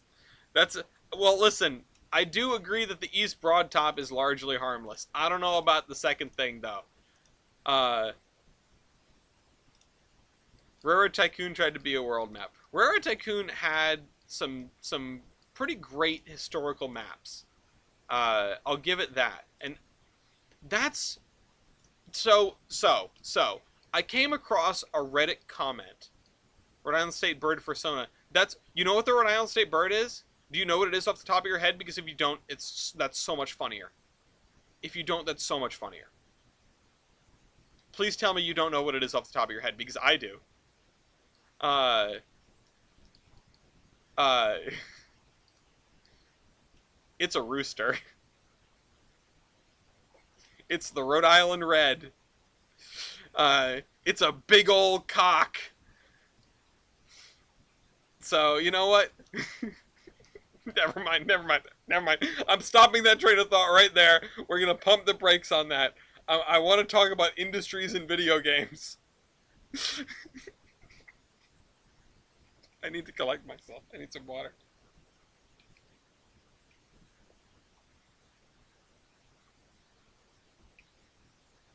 Yeah, no, Matt, the problem isn't they stay there. The problem is that they vote. Uh, but anyway, somebody left a Reddit comment. Somebody left a Reddit comment. Go meet Scrody. God damn it. As it was foretold. It was foretold. We should have seen this coming. We should have seen this going to happen. Anyway, uh, big blue bug persona. Uh, would I have questions. I have questions. Um, would that be a cosplay or a persona? I mean, I see no reason why it can't be both, but also that's not a furry thing. Like, don't personas generally have to be? Well, I guess a bird, a bird is not furry. I know furry is like the catch-all term, but like scaly is a thing specifically for people who like, things with scales. I need to get off this subject. Stop. It's an exoskelly, yeah. Yeah, no, it's a skelly. It's a skelly. It's almost Halloween. Uh, Spinning skull. Da-na-na-na-na-na. Exoskelly. Forget to wear the antenna I'm in. No, okay, no. So, can we talk about Transport Fever for a second? Because they released another trailer for Transport Fever 3, which, I'm interested. I took a look at it. I wasn't impressed, mostly because it's a short little trailer, so there's not much to be impressed by. Like, the game looks as good as anything. The Rudolph Big Blue Bug. The only option in my size. God. Damn, I really wanted the awful one. I was gonna put actual milkshake in the cup. No! Only extra small and a medium, but I'm a medium. The medium was sold out. This is why would they hurt me specifically with this? Oh, it runs small, of course. This is actually a large. This shirt that I'm wearing, Gloria found this in my closet, and it was I pulled it out of the closet and went, I don't know where that came from. I don't think I've ever worn it before. Um, I don't know if that fits me. And I put it on and it barely fits me. If I was any smaller of a human being, I would not have been able to wear this today. Um, but anyway, industries. And the problem with doing this rant right now is I have no examples in front of me. Because this is the most anti-example that you can get. Tolbrand is specifically built to go back against how industries work in every railroad game ever. Uh, and I do say game because Run 8 does it right, because of course they do. And Trainz generally does it right, but the default industries kind of torpedo that slightly. Um, and I need some sort of small sidewalk here. Let's do the sidewalk median. A locomotive creator is a whole other thing. Don't get me started with that. Don't get me started with that. Not yet. That's a different episode. That's like a whole other 3-hour rant. You're going to have to come back next Thursday and prompt me with that. There are things that I have done with respect to this in the past. But again, the more abstract, I'll say the 2-second elevator pitch on this. The more abstract you make a locomotive creator, like the less you have to render, the easier it gets. If you make everything look simple, then your locomotive creator works. If you make it like start to look reasonably realistic inside and out, it's not going to look right. And you're never going to be able to get it to work. So somebody asked on the Transport Fever subreddit, hey, why are the industries in the middle of nowhere? Basically, is what they asked. Why aren't the resources near resources and the industries near towns?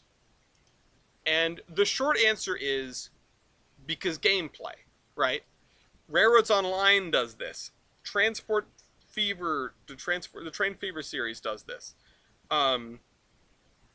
Transport Tycoon and Locomotion, that series does this. I'm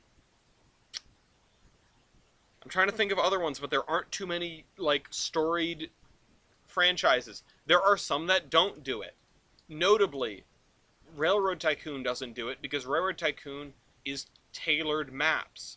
And it abstracts the cargoes even more. And your train can change composition. That's a big one. That's a huge important piece. These are all gigantic building blocks that fit into this puzzle that make train games the way that they are. But a normal, and I'll speak its name, we'll use Railroads Online as an example here. For once, I'm using it as not necessarily just a negative example. Railroads Online has its issues, but it follows a fairly standard formula when it comes to industries and cargoes and things like that. Railroads Online still does not have passengers, right? So your gameplay sort of looks like this. You go to an industry, you load up with that industry's cargo on your train of just that one cargo with whatever locomotive you have attached. Then you take that cargo to where it needs to go. The other industry. Period. That's it. That's a standard thing in Railroads Online. In Railroads Online, it's a little bit more egregious because you're the one driving. And you can only do one at a time. So they can get away with smaller industry change without you getting bored out of your mind because you can't be running 5 trains at once. I mean, you can try, but it would probably go kind of poorly.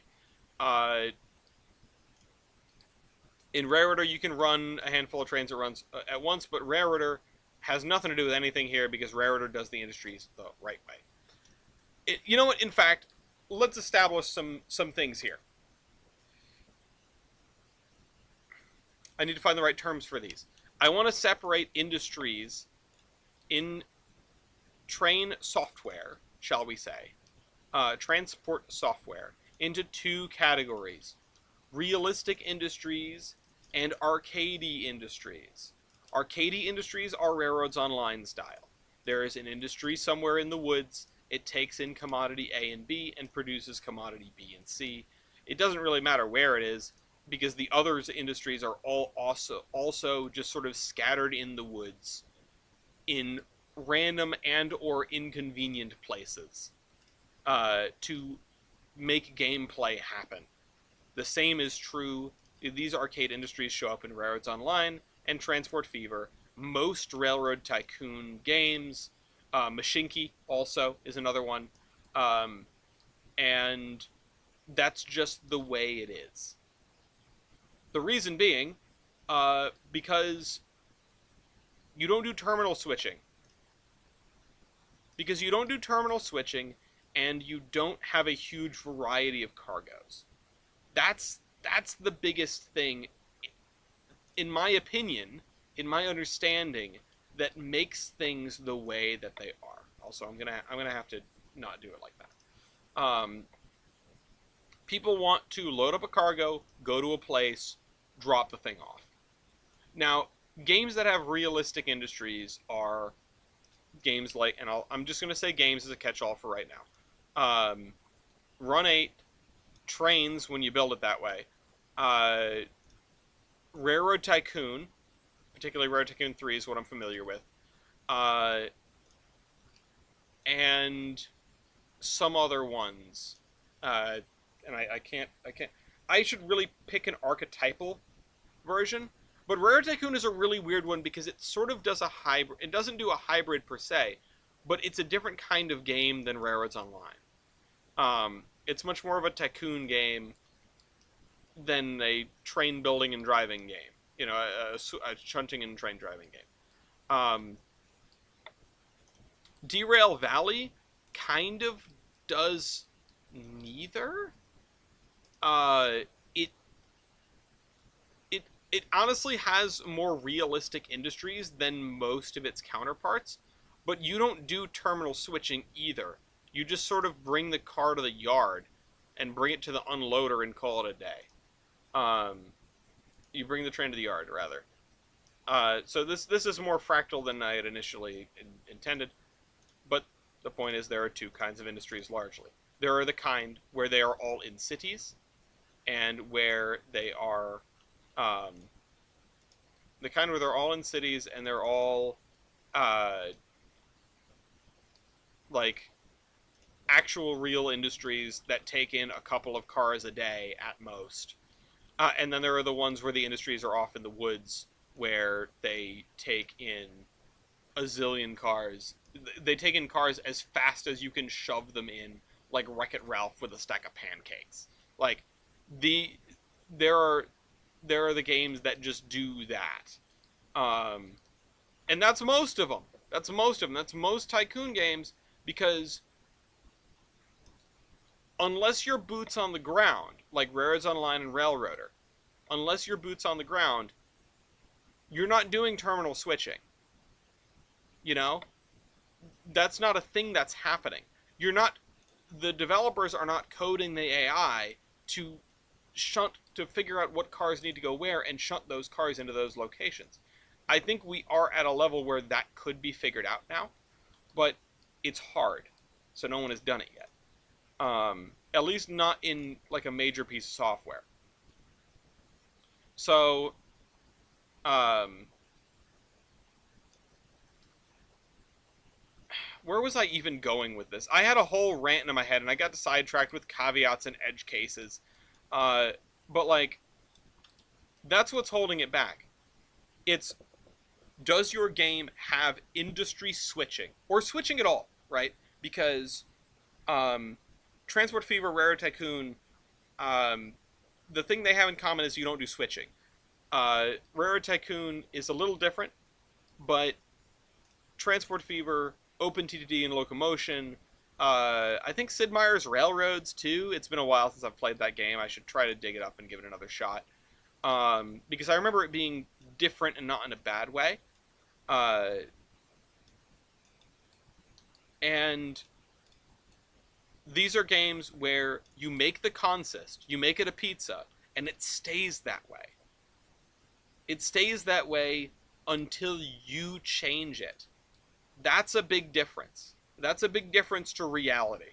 That's the arcadey sort of, that's the arcadey sort of thing here is you make the train and it stays the way it is, which means it can really only carry a handful of commodities, and at the very least, even if you have like universal wagons that do every commodity, right? Even if you have universal wagons that can do every commodity, you are still limited by you're carrying 10 cars, and they have to go, and they're attached to this locomotive forever. You know, that's the other thing. You can't swap out a locomotive for another one if you get to a hilly section. So that hampers you a little bit as well. It changes how you would do it in a game versus how you would do it in real life. You can't do helpers, so the train needs to be able to perform at its, the train needs to be able to climb up the steepest grade with the heaviest load it can have. And that limits your choices a lot. So that's why the industries are in the middle of nowhere, because the gameplay is centered around building a train to do one thing. Just one thing. Take coal from the mine to the steel mill. Different train takes steel from the mill to the goods factory. Different train takes goods from the factory to the town. Or if you're lucky, you can have that first one, and then the second one, the steel mill is close enough to a town or the town on the way back that you can have it load up with steel, go to the industry, get the goods, and drop them off on the way home. If you're lucky and clever, you can have a train that's full in both directions, but it's still only doing a couple of things. That's not how trains work. That is Factorio is another one that has static consists. It's not a tycoon game, but it's pretty damn close. It's one of the best train games, honestly. And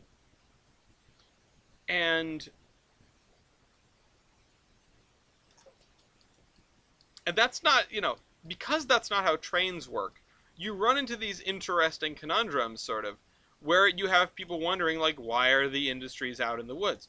Why is the industry chain so simple? That's not really how that works. It's very abstracted. Why can the trains only carry this and not do that? And it's like, well, it's because if they didn't do that, the game falls off a cliff with complexity immediately. And you can look at, OpenTTD is a half-decent example of this, because they're out there really pushing the envelope of what you can do with a static consist. You can have it refitting in multiple places along its journey, and you can have it dynamically altering its schedule based on where it needs to be and where the demand is and what it's carrying and what's available. It is with JGR's patch pack, it is incredibly complex, the depths that you can go to, and that's why I wanted to turn it into an idle game, because you can go way deep down rabbit holes of improving your system, and I think everyone should, because it's awesome. One of these days I'm going to make like a tutorial series in OpenTTD. I swear I will. I need a drink. My throat is so sore.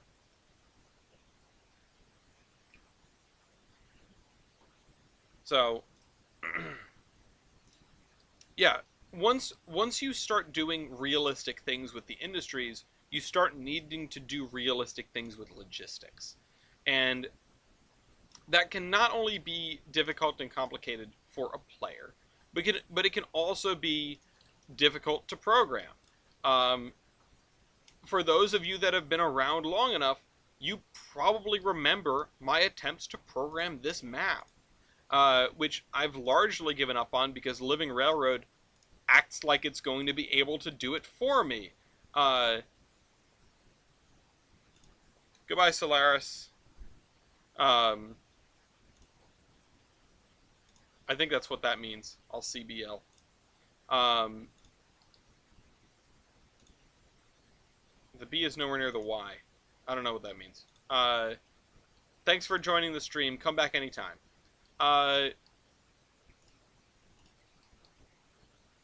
Hopefully I get them hooked by saying they need to come next week. A new viewer is always good. I love that. Tell your friends about the show. Tell your former friends about the show where I rant and rave about random stuff and also build a Trainz route kind of on the side. And sometimes we play games that are not Trainz, and sometimes we go on field trips on Google Maps down Wikipedia articles. I try to keep things interesting around here. Is my point. Definitely, it's definitely intentional and not ADHD, not undiagnosed ADHD and or some form of autism. That's definitely not what it is. I definitely just like Trainz because they're cool. Anyway, hello Ashcat. I'm late, but my God, I made it, says Ashcat. Welcome. Don't worry, if my voice does not completely give out, we will be here for about another hour. A 2-hour walk with the dog sounds nice. If it wasn't raining here, I might have considered doing that before this episode, because I did it yesterday. Because I got home from my honeymoon and I found out I am the heaviest I have ever been. Oh hey, it's Falco. I see.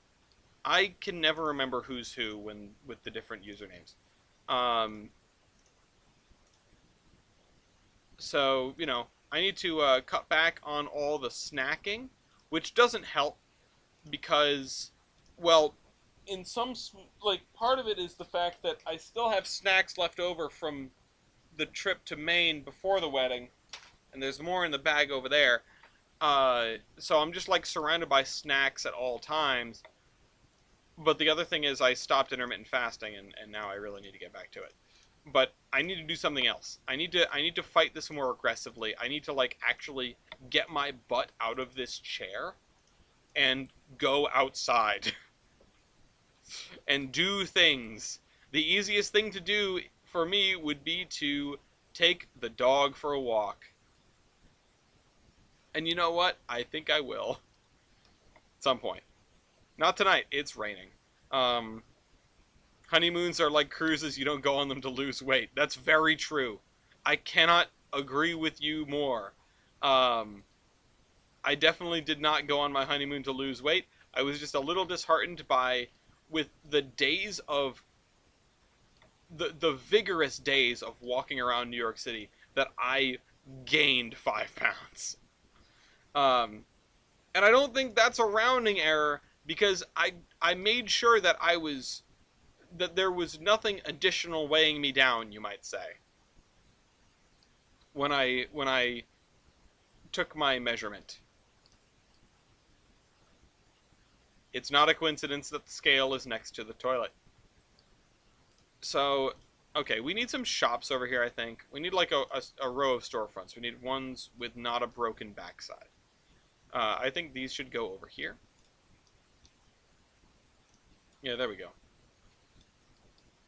Okay. I'm thinking this. New York does that. Hopefully your trip was better than mine and you weren't forced to eat at every pizza place. Actually, oh shoot, did I even have pizza once? I think I had pizza once. Yeah, I did. I did have pizza once on that entire trip. I also got pizza the last time I was in New York, which is like less than a month ago. So I hit my pizza quota, kinda. So, you know, that's something. But, you know, it went fairly well. As I mentioned sort of towards the top of it, if anybody wants the wedding, the honeymoon stories, I kind of opened with them a little bit. The biggest thing was just how difficult it was to figure out where to eat. That's the biggest takeaway from the honeymoon. Like, all the stuff we did was cool, but the constant, like, both of us are indecisive about where we want to eat, and also we don't know where the food that we want is, and also there are just too many options. How many is too many options, as a great man once said. Um, so I I was like ripping my hair out at some points. Like, I don't know where to eat. We gotta find some place though, or we're gonna go crazy. I did, in fact, visit my island. It's doing great. Actually had a really cool tour guide who did quite a bit to dispel some myths and shed some history on stuff. The one that I liked the most is the one that actually, I sort of raised my hand about.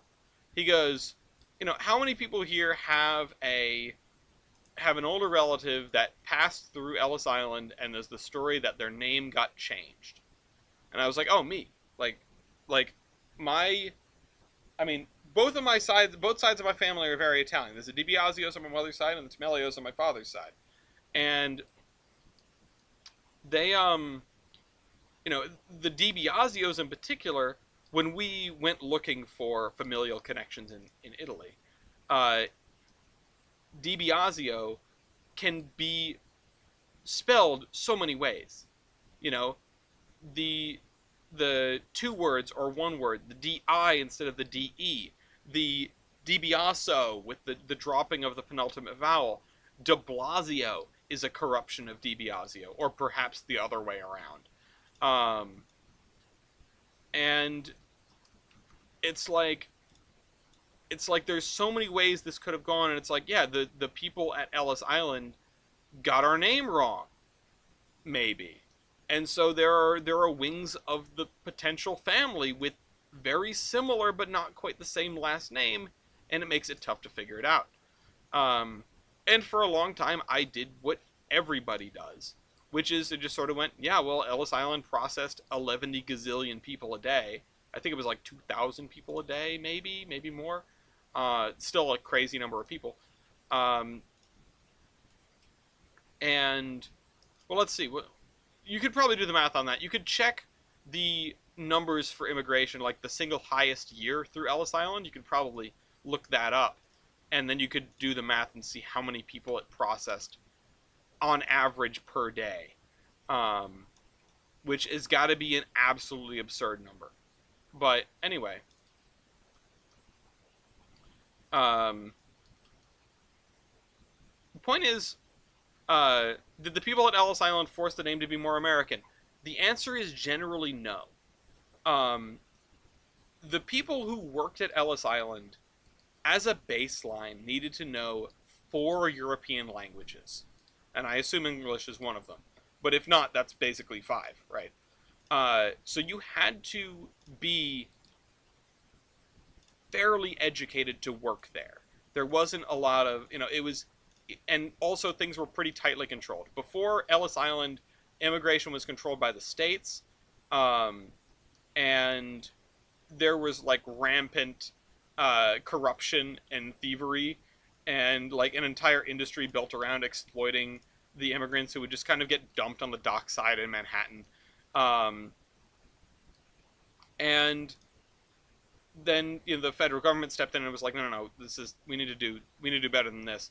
So they created Ellis Island uh, as like the main processing hub, and they really did their damnedest to make sure that everyone got what they needed out of the experience, and that includes like health and wellness, right? Like if you showed up and you were sick, they wouldn't just turn you around and send you back to your home country. They would put you in the infirmary in Ellis Island until you got better, and then you would finish your immigration process. Because, we were taking in immigrants for a reason. We needed workers. I mean, same reason anywhere takes in a volume of immigrants. Same reason it's true today. Uh, People show up and they fill holes in employment. People that, jobs that either there's not the availability to do, like there just straight up isn't enough manpower, or it's jobs that people don't want to do. But people that are coming in without much don't don't make too many bones about it. Don't complain quite as much. Uh, but when it comes to the names, a lot of the detail was lost, yes, in the immigration process, but not necessarily at the island. Um, because the first place your name would be taken down, and what everything else would be referenced against, is at the dock when you went to board the ship. And I know this is kind of like passing the buck, and I get in no small way this may be a little bit of, well, we weren't the ones screwing it up; they must have screwed it up. But consider this: you are a rural peasant. You are a rural German peasant, and you saved up for the last. Oh goodness gracious! I can't select this. Okay, I'm gonna have to do this in. You saved up for the last 5 years so that you and only you're the only member of your family that's getting to do this, can afford a steerage ticket aboard a not even a luxury ship, just an ocean liner. Uh, we're talking like something that would make Titanic third class look like the Ritz. Um, but you saved up for enough money to get a ticket and to pay the entry fee, right? Once you get to Ellis Island, or not entry fee, but I can't remember. Yeah, there was like you needed to have a certain amount of money, but I can't remember what the details on that were exactly. I knew if you had like enough money, you could just skip the line entirely, which because of course you could. Um, yeah, like the Carpathia, perhaps. And you it is entirely possible that you are not literate in the language of your home country. Forget about English. You can speak it, sure, but that doesn't mean you can read and write it. You might not even really know how your name is spelled.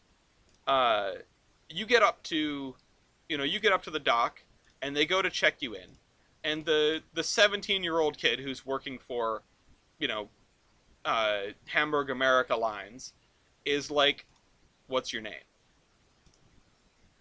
And you say your name, and the person writes it down, and they ask you, "Is this correct?" Maybe they don't even ask you that, and you go, "Yeah, I guess." Like, sure. If you say that's what my name is spelled like, that's what my name is spelled like. And if you were lucky, you would be able to correct it. You would know better, and you'd be able to correct it. If you were literate, uh, and I think we take for granted how common literacy is these days. You know, uh, and maybe I'm overselling the volume of illiteracy in the recent past. But my point is, you're not being checked in by the people at Ellis Island. The people at Ellis Island are going to use that as a reference for later. Um, but you're being checked in by somebody who cares a lot less than the person checking you in. At least they're probably fluent in your home tongue, which it's likely that that's true on both ends. They did have interpreters as well for the people who had a rarer language that was not covered by the person they were working with. And you know, maybe your name gets screwed up there, or maybe you are an immigrant and you're worried about being discriminated against, which was a very real fear. Um, and could you repeat everything since I mentioned Carpathia? Manej. Uh, no, go watch the VOD. The point is, the person checking you into the ship in your home country is the one writing your name down for the first time. And if they get it wrong, that error is likely to carry through. Uh, but you might not know what the correct spelling is because, you know, you might not be literate. Uh, so, you take what you can get. You get on the ship, you go to Ellis Island, you talk to somebody, they're like, hey, check out these, are these documents accurate? You answer the same set of questions that you answered before you got on the boat to make sure your answers are consistent, including, like, what's your name? But the people at Ellis Island were more than happy to let you walk out of there with whatever name that you wanted. Um, and so there was your opportunity to correct it. But there was also your opportunity to prevent headache in your future. And by that I mean, being discriminated against was a very real concern and a very real possibility for somebody immigrating from pretty much any place at any time. It is now just as much as it was then. And if you roll up to Ellis Island and you hear that German people like yourself are being discriminated against, and you don't want to have any trouble, uh, you might change your own name, and this was not an uncommon occurrence. Uh, you might go from, uh, and I can't think of a traditional German, like a significant German name here, so you're gonna have to forgive me. I'm gonna go with like Polish or whatever, but like Radkowitz, right? Um, maybe you're from like the German-Polish border area. Would that be Prussia? What is over there? Point is, you might say, they might say, what name do you want in your official documents, or even this is the name on your official documents, but no one's gonna care once you leave the building. Uh, if you go up to people and you say like, no, my name is actually John Smith, uh, they're not gonna track you down necessarily. It really might not come back to bite you if you just decide to change your name on the spot so that you can better assimilate with the place you're landing. Uh, and that happened. I mean, the little typos, yeah, it's likely that something got confused or mistaken, or somebody was mistaken about their own spelling, or, you know, whatever. But it was never a deliberate, we are going to Americanize your name. Yeah, like Hitler's nephew changed his last name when he came to America. Yeah, well, and it makes sense, right? Um, but it wasn't we need to get you an American name now that you're here in America. It was what do you want your name to be on the paper? Like, what is your name? And if you say, you know, whatever it is in your home tongue, if you say, oh, my name is Giuseppe Temelio, uh, they're just as likely to say cool as they are if you say, oh, my name's John Smith, John Smith. Uh, it's there wasn't a concerted effort to Americanize people's names. Sometimes it happened.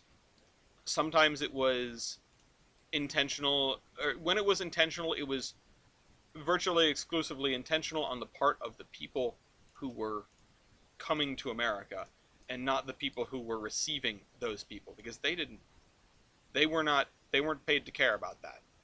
They were paid to process people at a rate of absurd number per day. And if the paper says John Smith and the person saying my name is John Smith, cool, this guy's John Smith. Uh,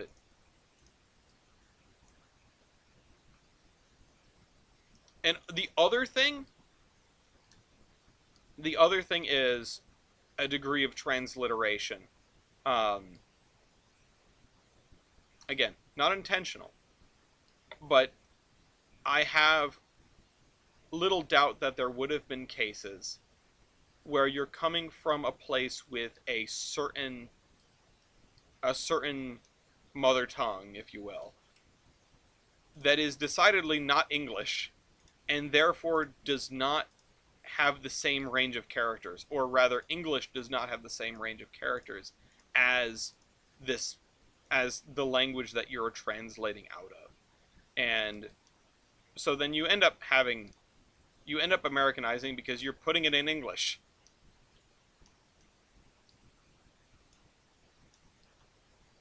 you know, I think the further you look into this, the more it makes sense that, like, the more it makes sense that these things happened, be they intentionally by the hand of the person who was emigrating, or unintentionally by some staff person somewhere along the way. But when that happened, you would always have a chance to correct it. And when it when it wasn't corrected, I would suspect in many cases it was because the person did not know it was wrong. At least not until later.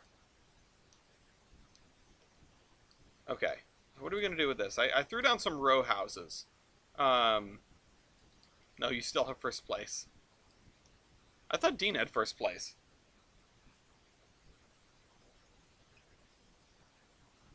Oh man, my throat is getting sore. Not great.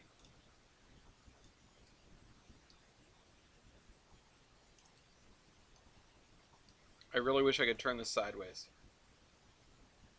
Like this.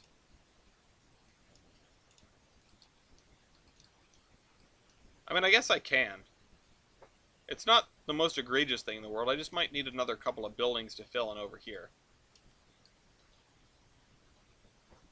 Hmm.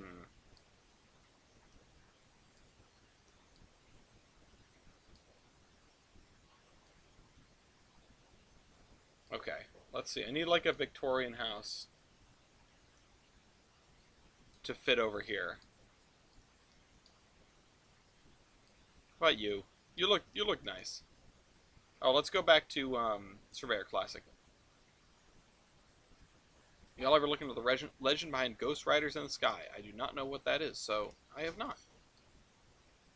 You're welcome to elaborate. Alright. I need to not get lost in my own city again, because I am wont to do that. Yeah, this thing fits in pretty well here. The problem is these houses are all facing this way, and they should be facing this way. I mean, most of them have at least doors that face both directions. So I'll spin this guy around. Wait a minute. Yeah. Or I could turn it 90 degrees, I guess.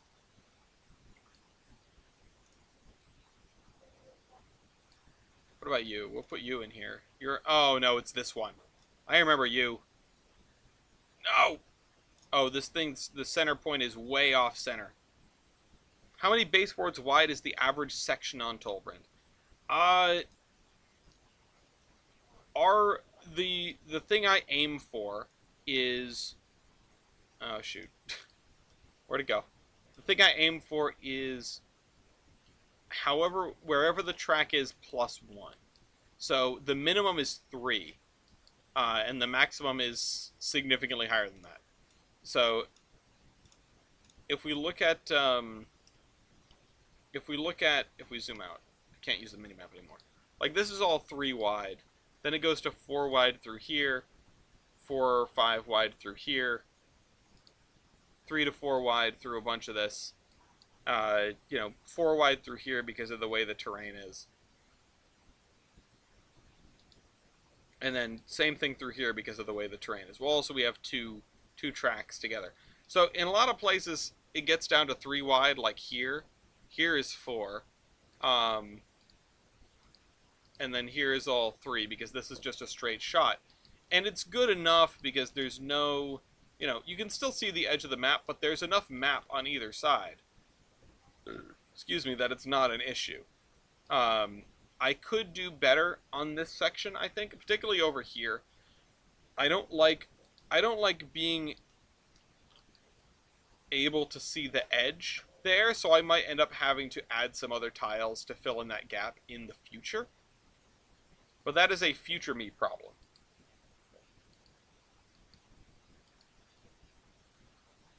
Okay, it's 920. Can I make it to 940? Do we have enough gas in the tank to make it to 940? It's definitely gotten quieter around here.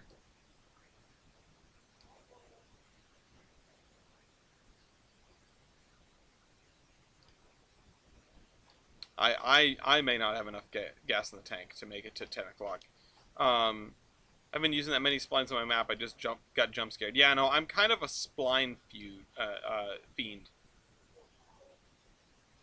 Pretty much all my grass is splines. Um, you can do a lot with the volumetric grass, but it's not my favorite thing. Oh, yeah, I might have to give up the ghost here in about 10 minutes. My throat's killing me. It's been a while since I've been this energetic, but I do want to put the word out and be like, hey, come hang out in a future.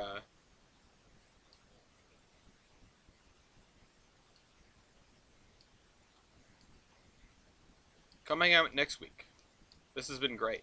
I'm glad to be back in the saddle, back doing Tolbrand. Like seriously, this has been pretty cool to just sort of jump right back in, right on time too.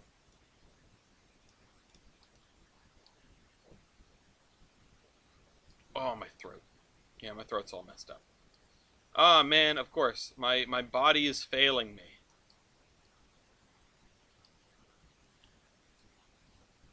I have to stop talking. That means I should start building. I'm actually fairly happy with what we have right now. I mean, I need to do the stuff in this area. But I like the... Can there be some running at the end? Oh, gee, I guess there could be.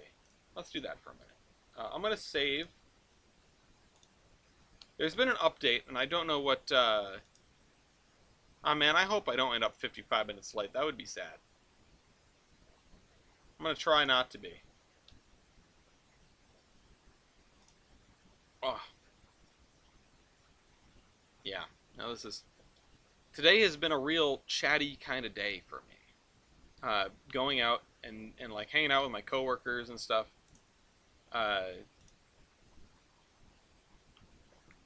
Okay. I don't even remember what was going on with most of the stuff. Let's see, what were you doing?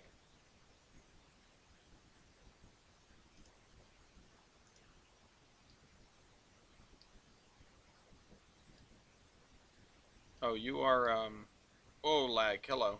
Loading on in.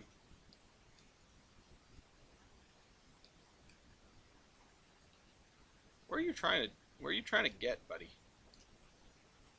I'm hitting tab instinctively. I've been playing too much Railroader. Is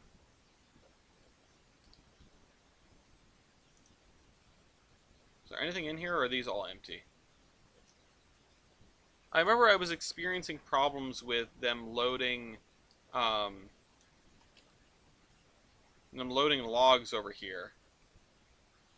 Or loading lumber, like they couldn't load lumber into the boxcar. And that's what I wanted to find out. Is this guy under player control? Who's not under player control? Bye. Automatic scheduler, manual control. Manual control. Okay. I mean, what are you doing? You are... Oh, over here. Oh, I see. Okay. Hmm.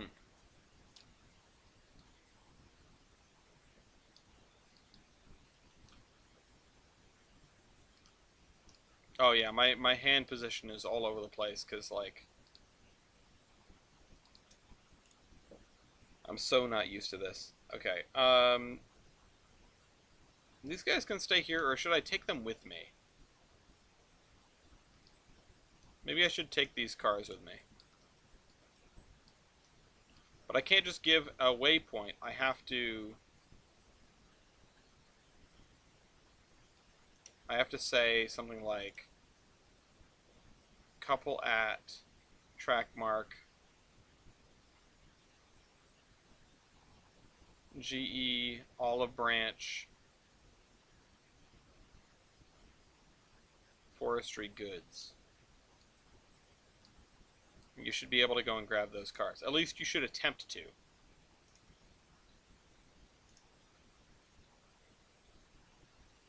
And See, I don't remember at all what I was doing with these cars. Yeah, the loading definitely seems to be struggling a little bit more. I remember that I was I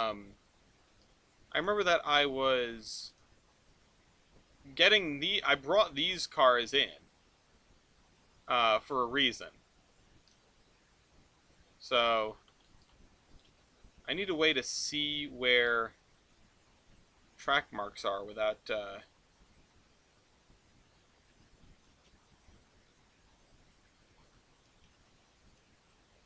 Butler Yard North C. Yeah, because I need to put this caboose away. So, couple at track mark, GE.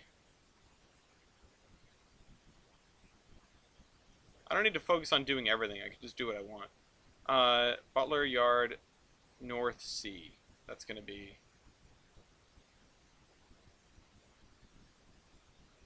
here. Oh, troubleshooting the coal loading issue. Well, what I remember was, see this guy, Louise. Then you're on the main line somewhere, and no one's stuck, thank goodness. But that doesn't make it any better. I'm just gonna try to load lumber into something. Like I'm gonna try to put lumber in the box cars, and I'm gonna see what happens.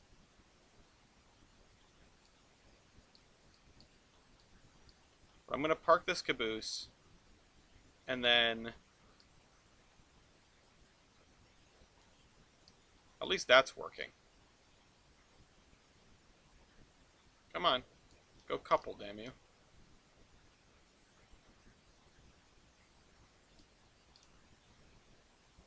Okay, I was gonna say, don't tell me you're giving up.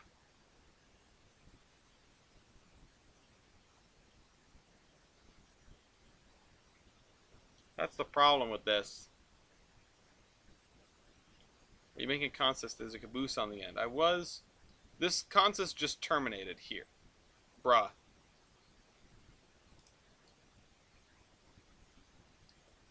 What? What are you doing?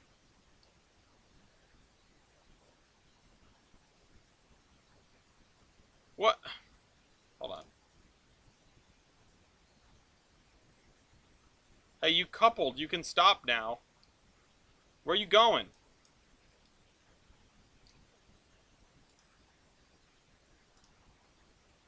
Oh my god, some of these scripts are not working.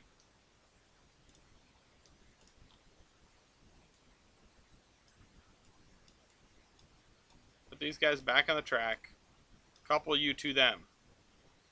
It's clearly doing 5.1 miles per hour, yeah. Yeah, I know, right? Okay.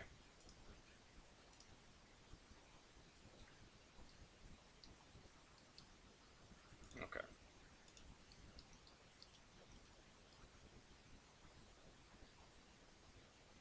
So they put in the middle one, or...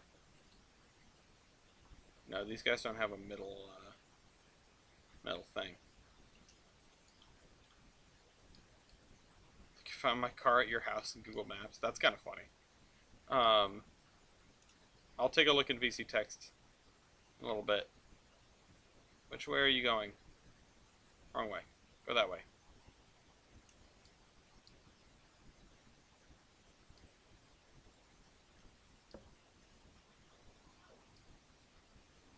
Okay. So the point is, I want to put these cars away, and then once I do that, I want to try to load lumber into these box cars, because I need to figure out what's going on with that.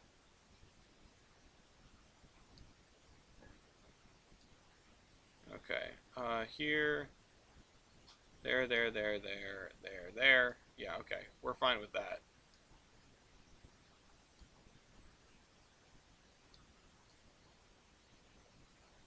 I need to have a lozenge. That's what I need to do when we get done with this.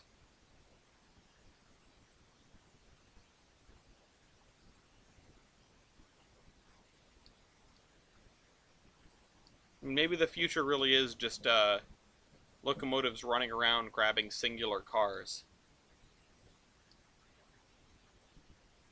Those two probably need to go somewhere else. I don't know where, but somewhere.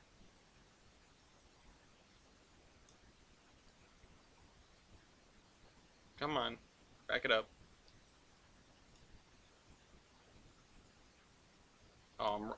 That's rough handling, huh? Everything's rough handling to you. You're so sensitive.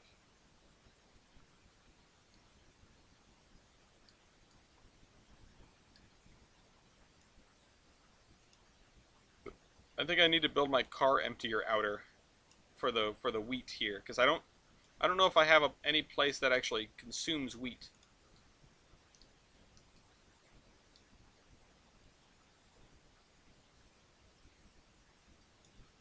Nope. Continue backing up.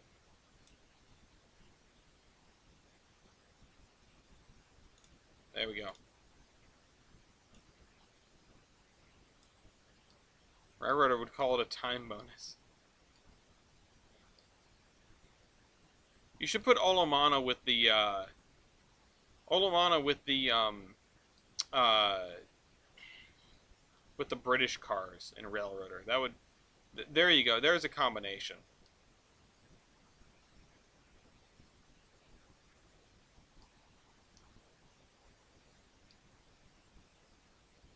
We haven't got any like, yo, I'm stuck notifications, so that's something.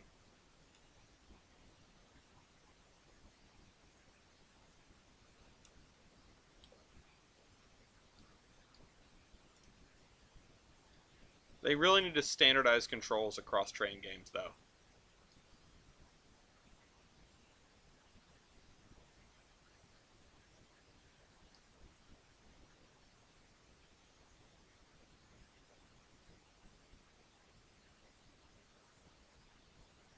How far down do I want to push these cars?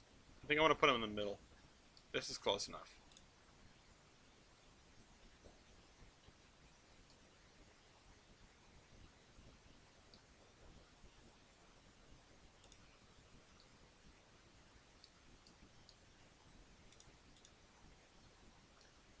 Yeah, we're still going. My voice is kind of shot, but we are still going.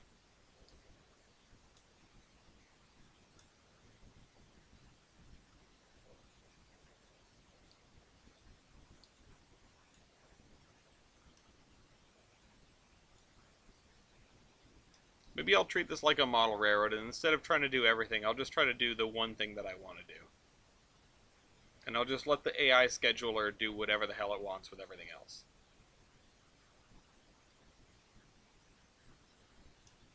Oh, actually, I have a real question, which is, did the other mogul just drive off the end of everything? Because I feel like if this one had that reaction to what we were doing, the other mogul. No, okay, you're still on the tracks. Hey, that's pretty good. Okay, well, you know, silver linings or whatever.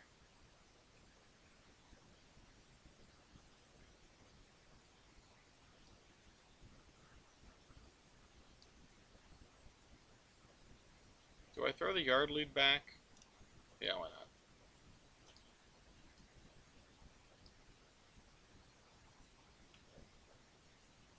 Okay.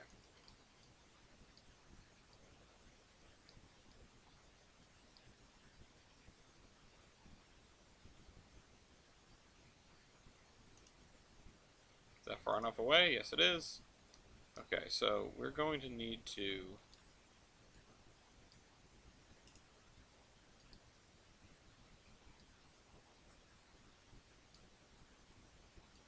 go this way. I really hate this industry setup. And then to here.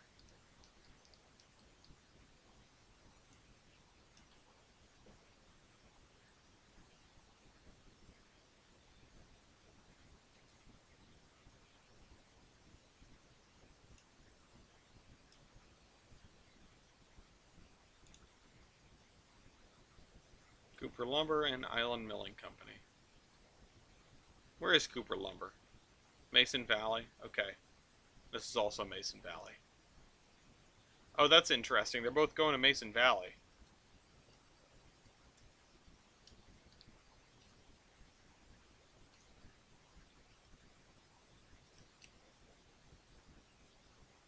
Can't open the mini-map anymore. That's not good. Oh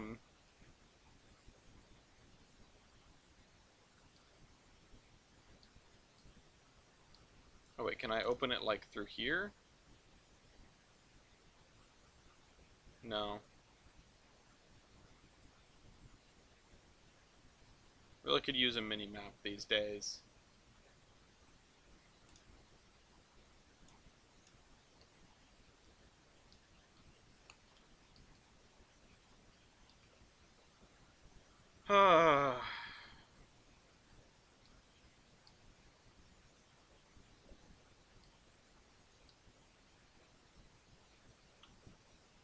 Everything needs the waypoint feature from Railroader.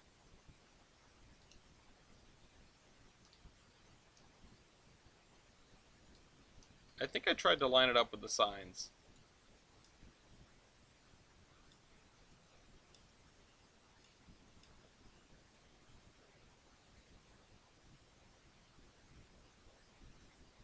I know, it's been a long day.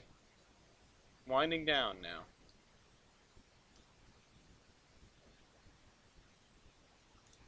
Let's see if it'll put lumber in one of these cars. Oh, the door is opening. Okay.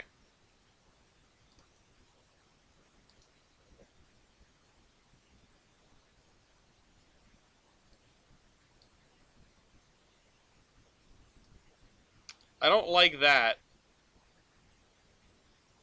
That's one way to do it, I guess. This is why I didn't want them putting lumber in the boxcars.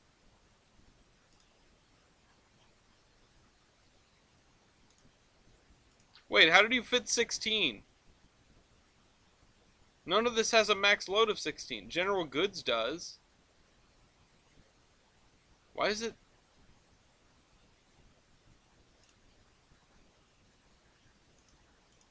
Something is very wrong.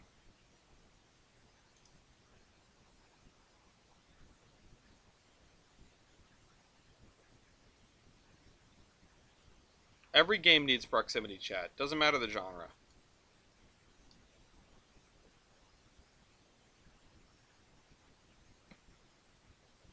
Something is wrong.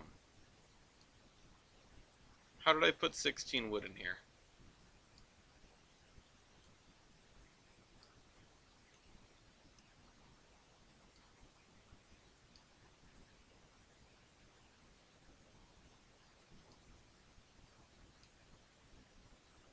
That's a cursed boxcar. I'm gonna have to find a place for that boxcar. Like, I need to unload that wood, because, like, goddamn. That's terrible. That's so cursed.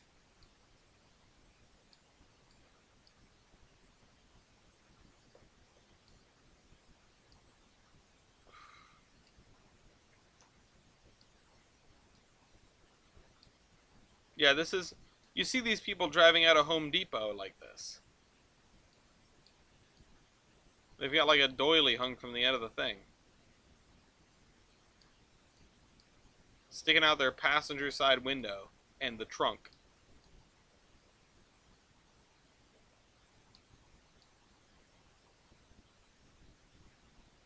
I don't even know how that happened. Like, seriously, I'm kind of flabbergasted. How does that happen? How does the game allow that to happen? It says, yeah, okay, yeah, put whatever you want in there. Yeah, I didn't bring a trailer moment. Exactly. I don't get it.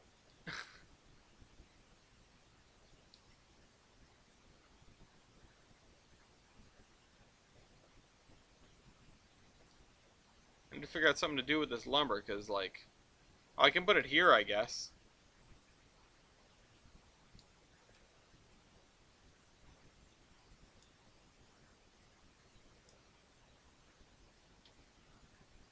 What is this place?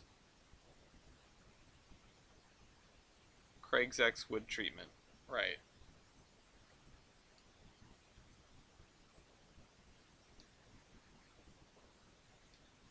Needs to go on the fridge, yeah. You did a good job, Boxcar. Popeyes or Wendy's? Well, decide. You want chicken or beef?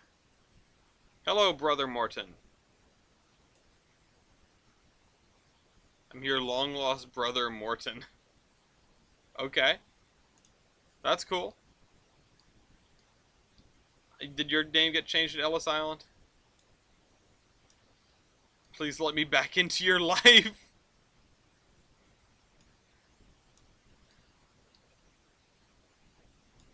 Listen, you can knock on my door anytime. Brother Morton. Robert.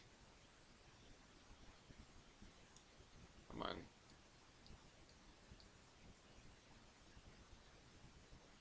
Square beef. I'm gonna move these two over to that track, I guess, for now. I don't really know what to do with them otherwise.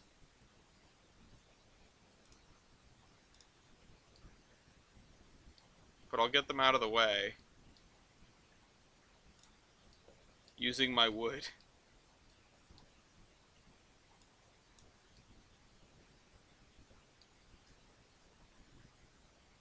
I also need to pull those two cars out of there and put them aside. I don't think we have an industry that takes grain.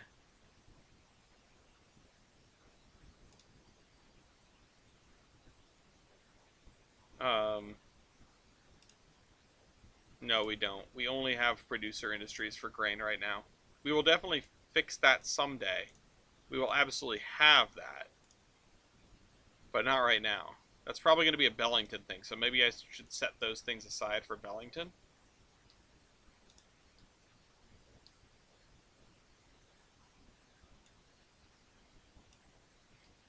Put a random grain silo into the farms. Oh, excuse me, Mr. Roadway Truck.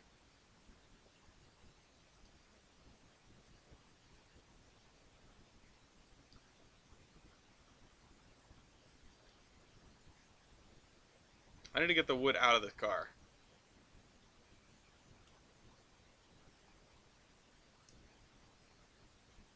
I honestly, I don't understand. Like, something has got to be fundamentally wrong with, I don't know, the script for these boxcars, maybe? But maybe, like, the loading script in general? I haven't seen that happen with anything else. I'm not sure. Uh-oh, Louise is waiting for track clearance. Where could Louise be?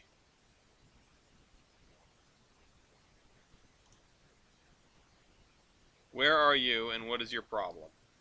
Oh, you're over here. What could be happening?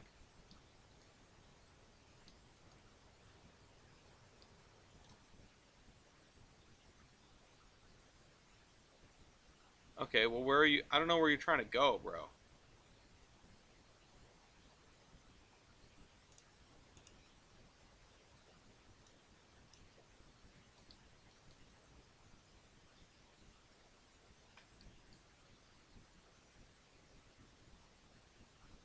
At what point are you because, like, you did that, you did that, you did... Oh, this is the wrong way. You need to throw that switch.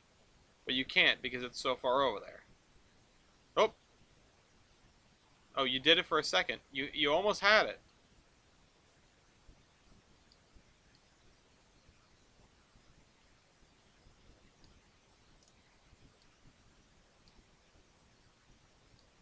Okay, but why are you stuck, though? That's the real question. Is it, oh, this switch down here. And then that switch, and then that switch.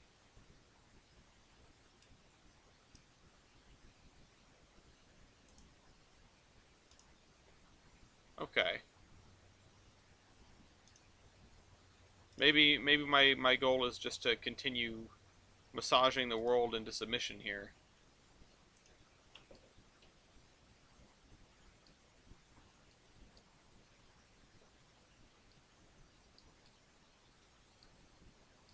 Thought I heard chooching.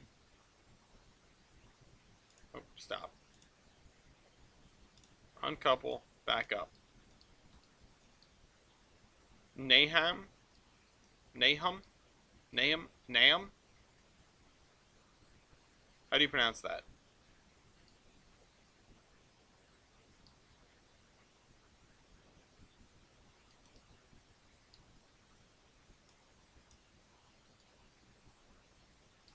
Oh, Noam. Okay.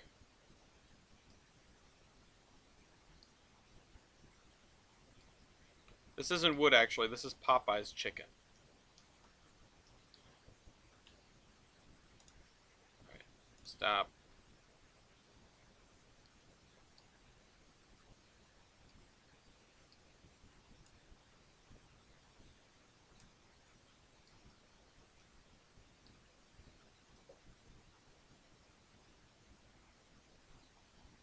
Hmm.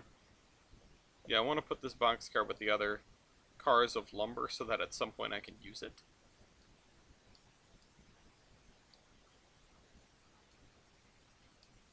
And now I need to make a spur going to a Popeyes or KFC. Yeah, I don't know about that. I don't know if we're going down the rabbit hole today of which restaurants would have been around in the 1950s.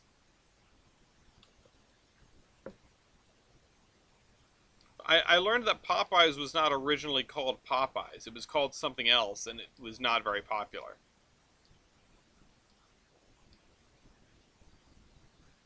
I have exceeded 940 by a few minutes. Uh, I I will mention at this time, now that it is relevant, that what I was meaning was another 40 minutes, not 940. Uh, I was a little confused when I said it out loud. Excuse me.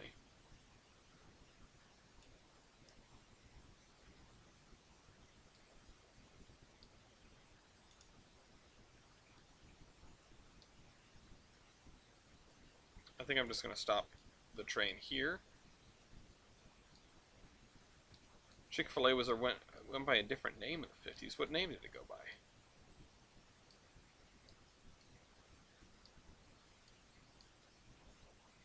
Oh, and I should have a locomotive that's up. Yeah, you. You're up here, right? Right, we were working on the coal mine. Did I finish this?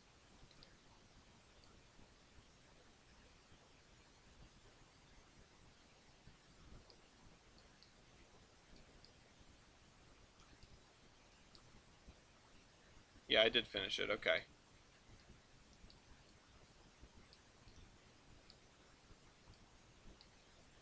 Um, hmm.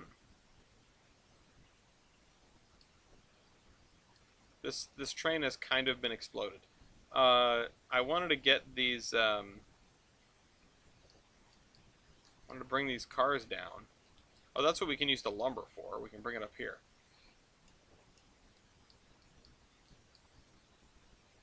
Oh wait, stop. Go forward. Yeah, wait. Why am I hesitating with that?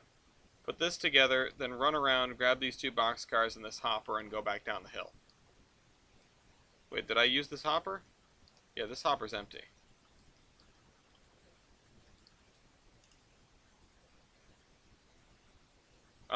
I set it up using multiple industry new, I think is the name. Oh, shoot.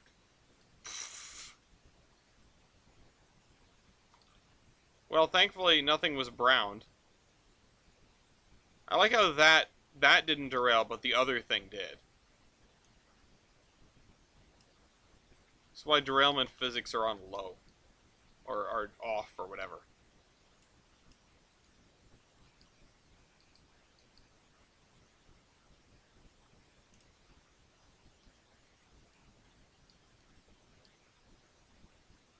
I think it's multiple industry new. Or multiple industry basic, one of those.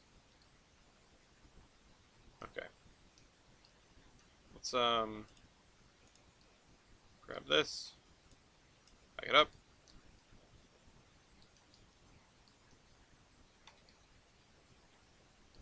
Bring these cars of coal down to use for various things.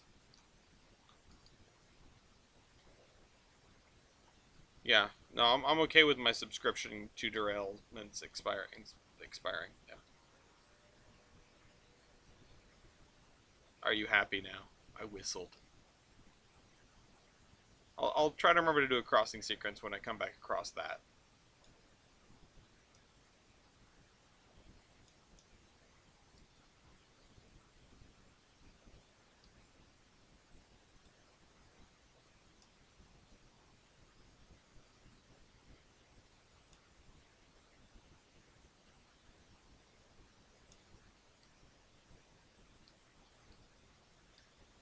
As long as it ain't in 4 time.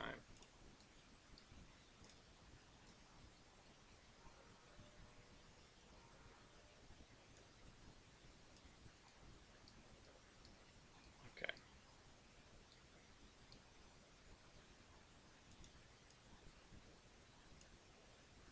Whew. Okay. So we're gonna grab this set of cars, and then we're gonna head back down towards Olive.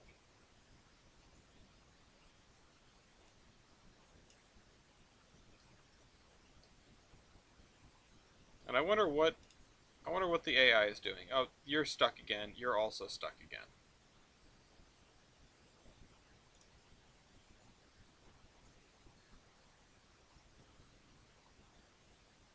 You're stuck in the same spot.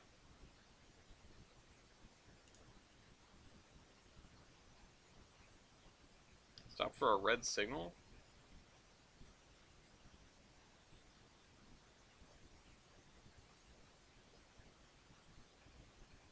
Hmm. What is the red signal that you have over there? Whatever, you guys will have to figure yourselves out.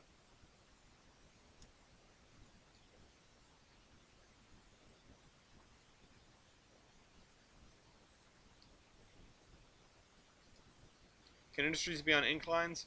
Usually no, but you might be able to make it happen with Surveyor 2.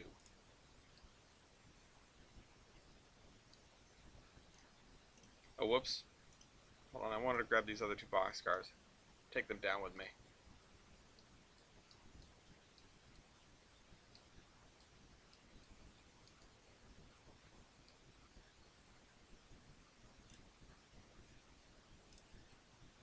Alright, pick up the baggage. There is no baggage. There's only emotional baggage here.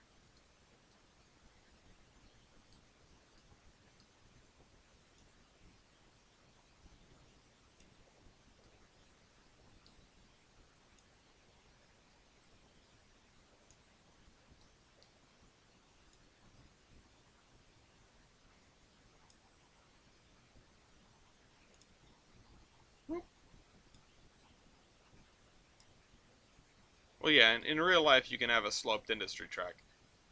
Um, in real life it's also much less of a problem than doing it in trains. Like you can have a fairly difficultly sloped industry track. Not even just like not even like as part of the unloading process, but like you can have a siding next to a building where you park a boxcar and the track's sort of at a weird angle. It's not really going to make getting stuff out of the boxcar that much more difficult. Um, it might be slightly awkward, but it's not going to be the worst thing in the world. You want your industry tracks to be flat, but they don't have to be.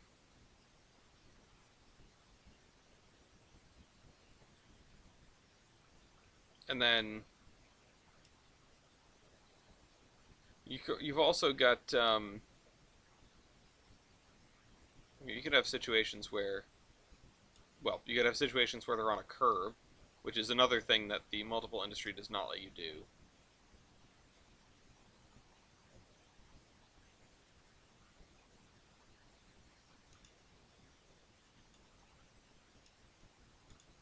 All right, cool.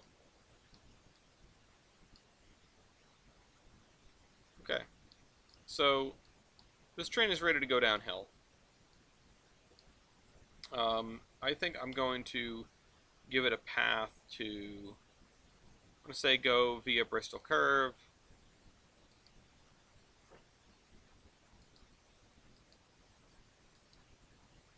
And then I will say, oh, hello game, please wake up.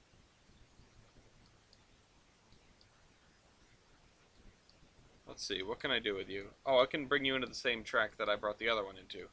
which is to say Butler Yard North D. So, oh, navigate via track mark, VM,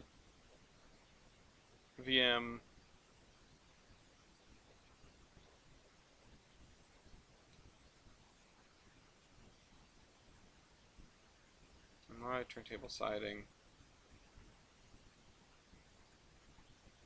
Where is it? What was I was just looking at it. Bristol curve. Go for your Bristol curve. Go to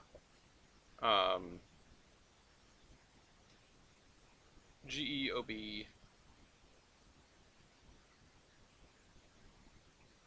Bodyguard North D. Track D. Okay. You're gonna go down the hill.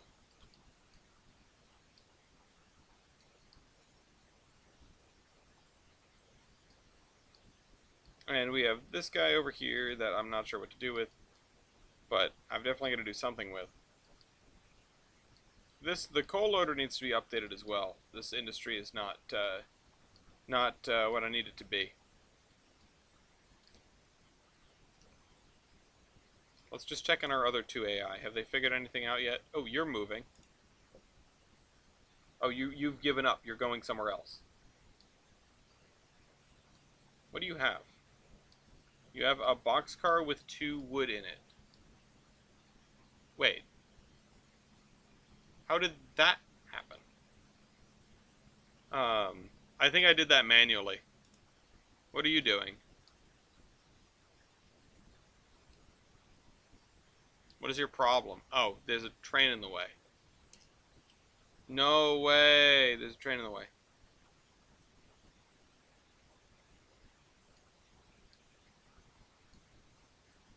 That's crazy.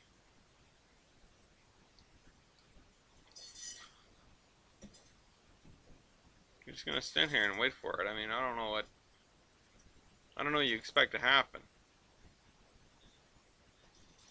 Anyway, maybe someday, Living Railroad will be able to figure itself out.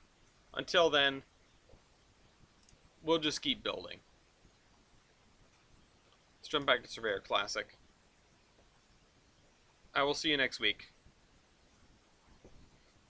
This is the Admiral, signing off.